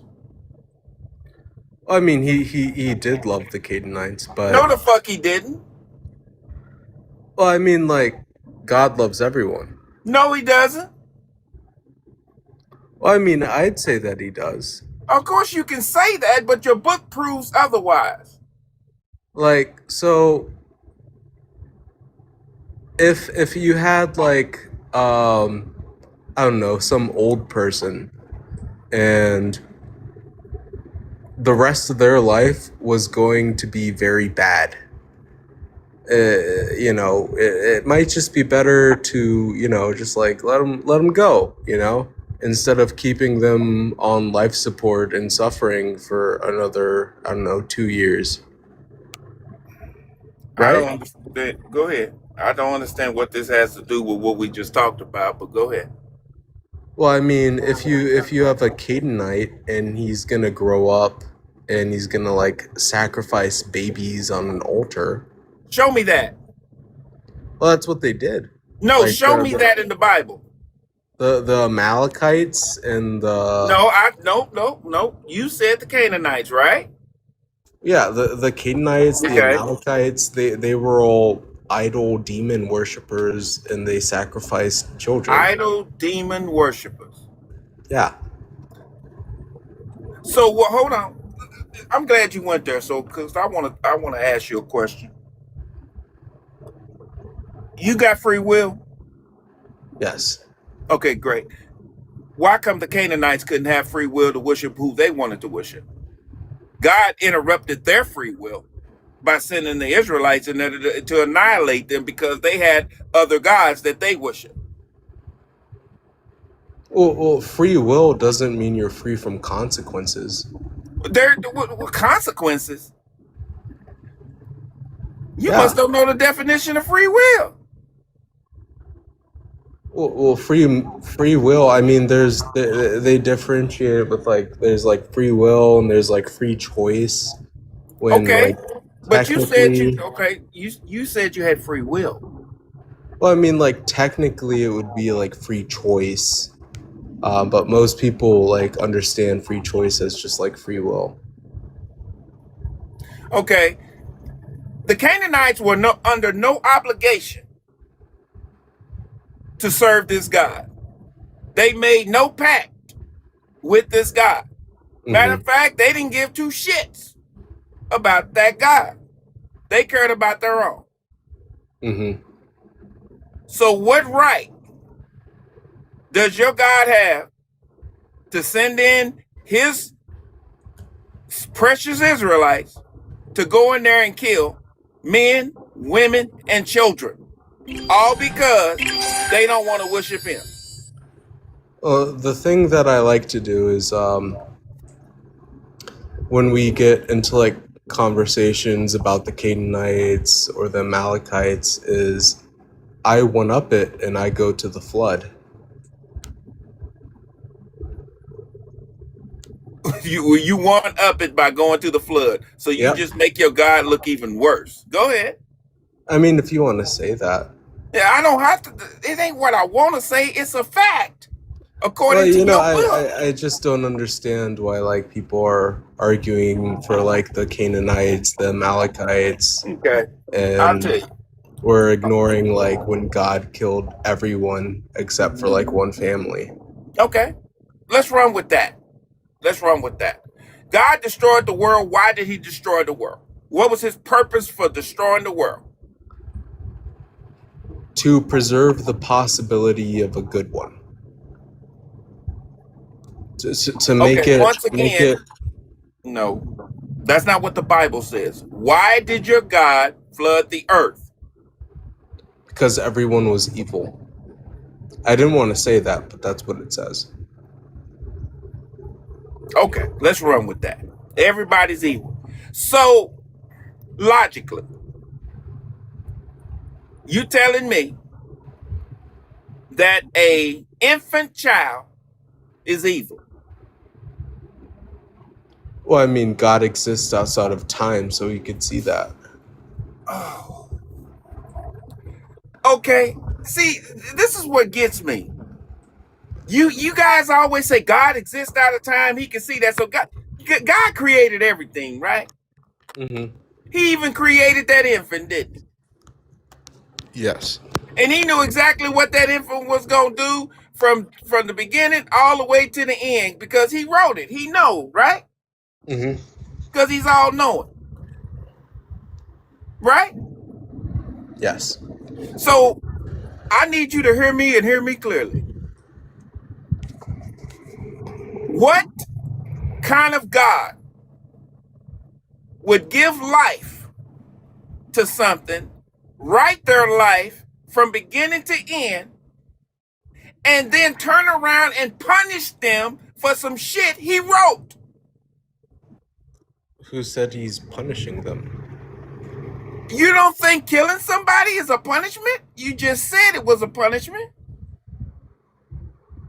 Oh no, I mean you're taking away their life on the earth, sure. Okay, you missed my point. Your God is the Alpha and the Omega. Your God is the one who created you. Your God is the one who wrote your life from beginning to end. He knows exactly what you're going to do before you even do it.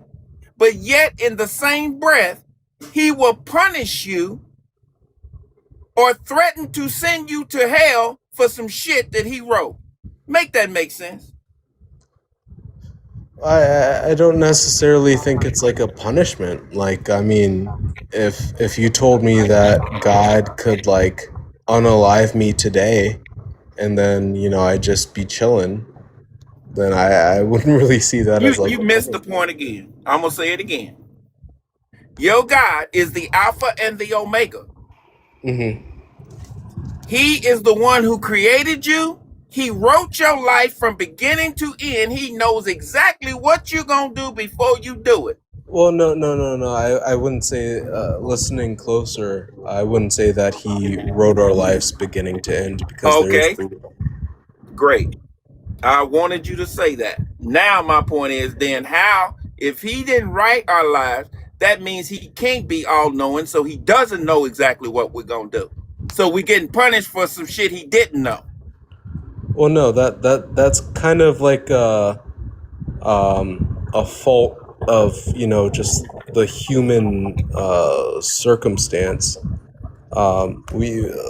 Just because you didn't. Okay, let me put it this way. Okay, so let's say I have a superpower and I can see the future.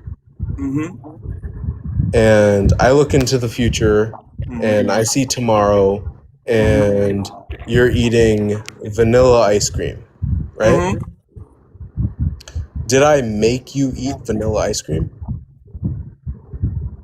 You left one important thing out of that. Your God is not a fortune teller. Your God knows he knew you before you was while you was in your mama's womb, according to the book. So he already knew what you was going to do, what you were capable of, and he knew exactly every move you was going to make from beginning to end. But yet he created you anyway. Right. So my question again, what kind of God would create something knowing exactly what it's going to do just to turn around and say, I'm going to punish you for doing this, and he already knew you was going to do it in the first place?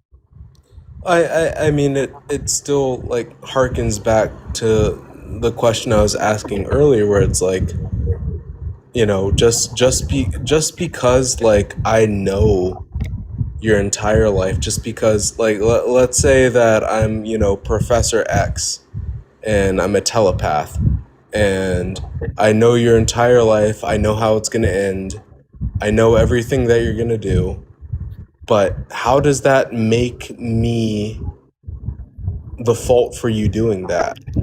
Just because like I know it's going to happen and I know that every part of it is going to happen, how does that make me responsible for you doing that? Okay, I can answer that real simple. And we're going to just use something simple so you can understand it. We're going to use it simple. If you are building a motor and you know when you start running the electrical wires to your motor, You know, if you cross this wrong wire over here, it's going to explode upon starting. But yet you go ahead and cross the wire over there anyway. And when the person starts the car, it explodes and someone gets hurt. Who is at fault? Well, that would mean that free will doesn't exist.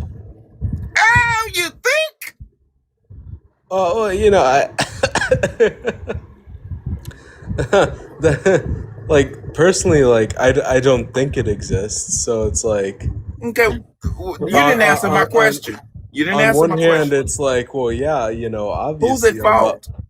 On the other hand, I can see how you would see that, like, God being the creator, making things, would mean that he is responsible. Of course. If you But are the creator of all things, then you hold the responsibility for all things. but But that's then not that what means believers that there's do. no free will. Okay, and you don't believe in free will. I get that. Okay, but like, apart from, like, you know TikTok debates and whatever, This is not a and like, debate. This is a discussion. apart from like TikTok discussions and, you know, things about religion, like, do you like genuinely, like, do you believe that you have free will? I don't believe nothing. So no. I either know it or I don't. Well, do you know that you have free will? I know that I don't have free will. No one does. And for you to believe that you have free will is ridiculous to me, because in your Bible, in order for you, if let's just say it did exist. Let's say free will existed. Okay? I'm going to Okay. run with that.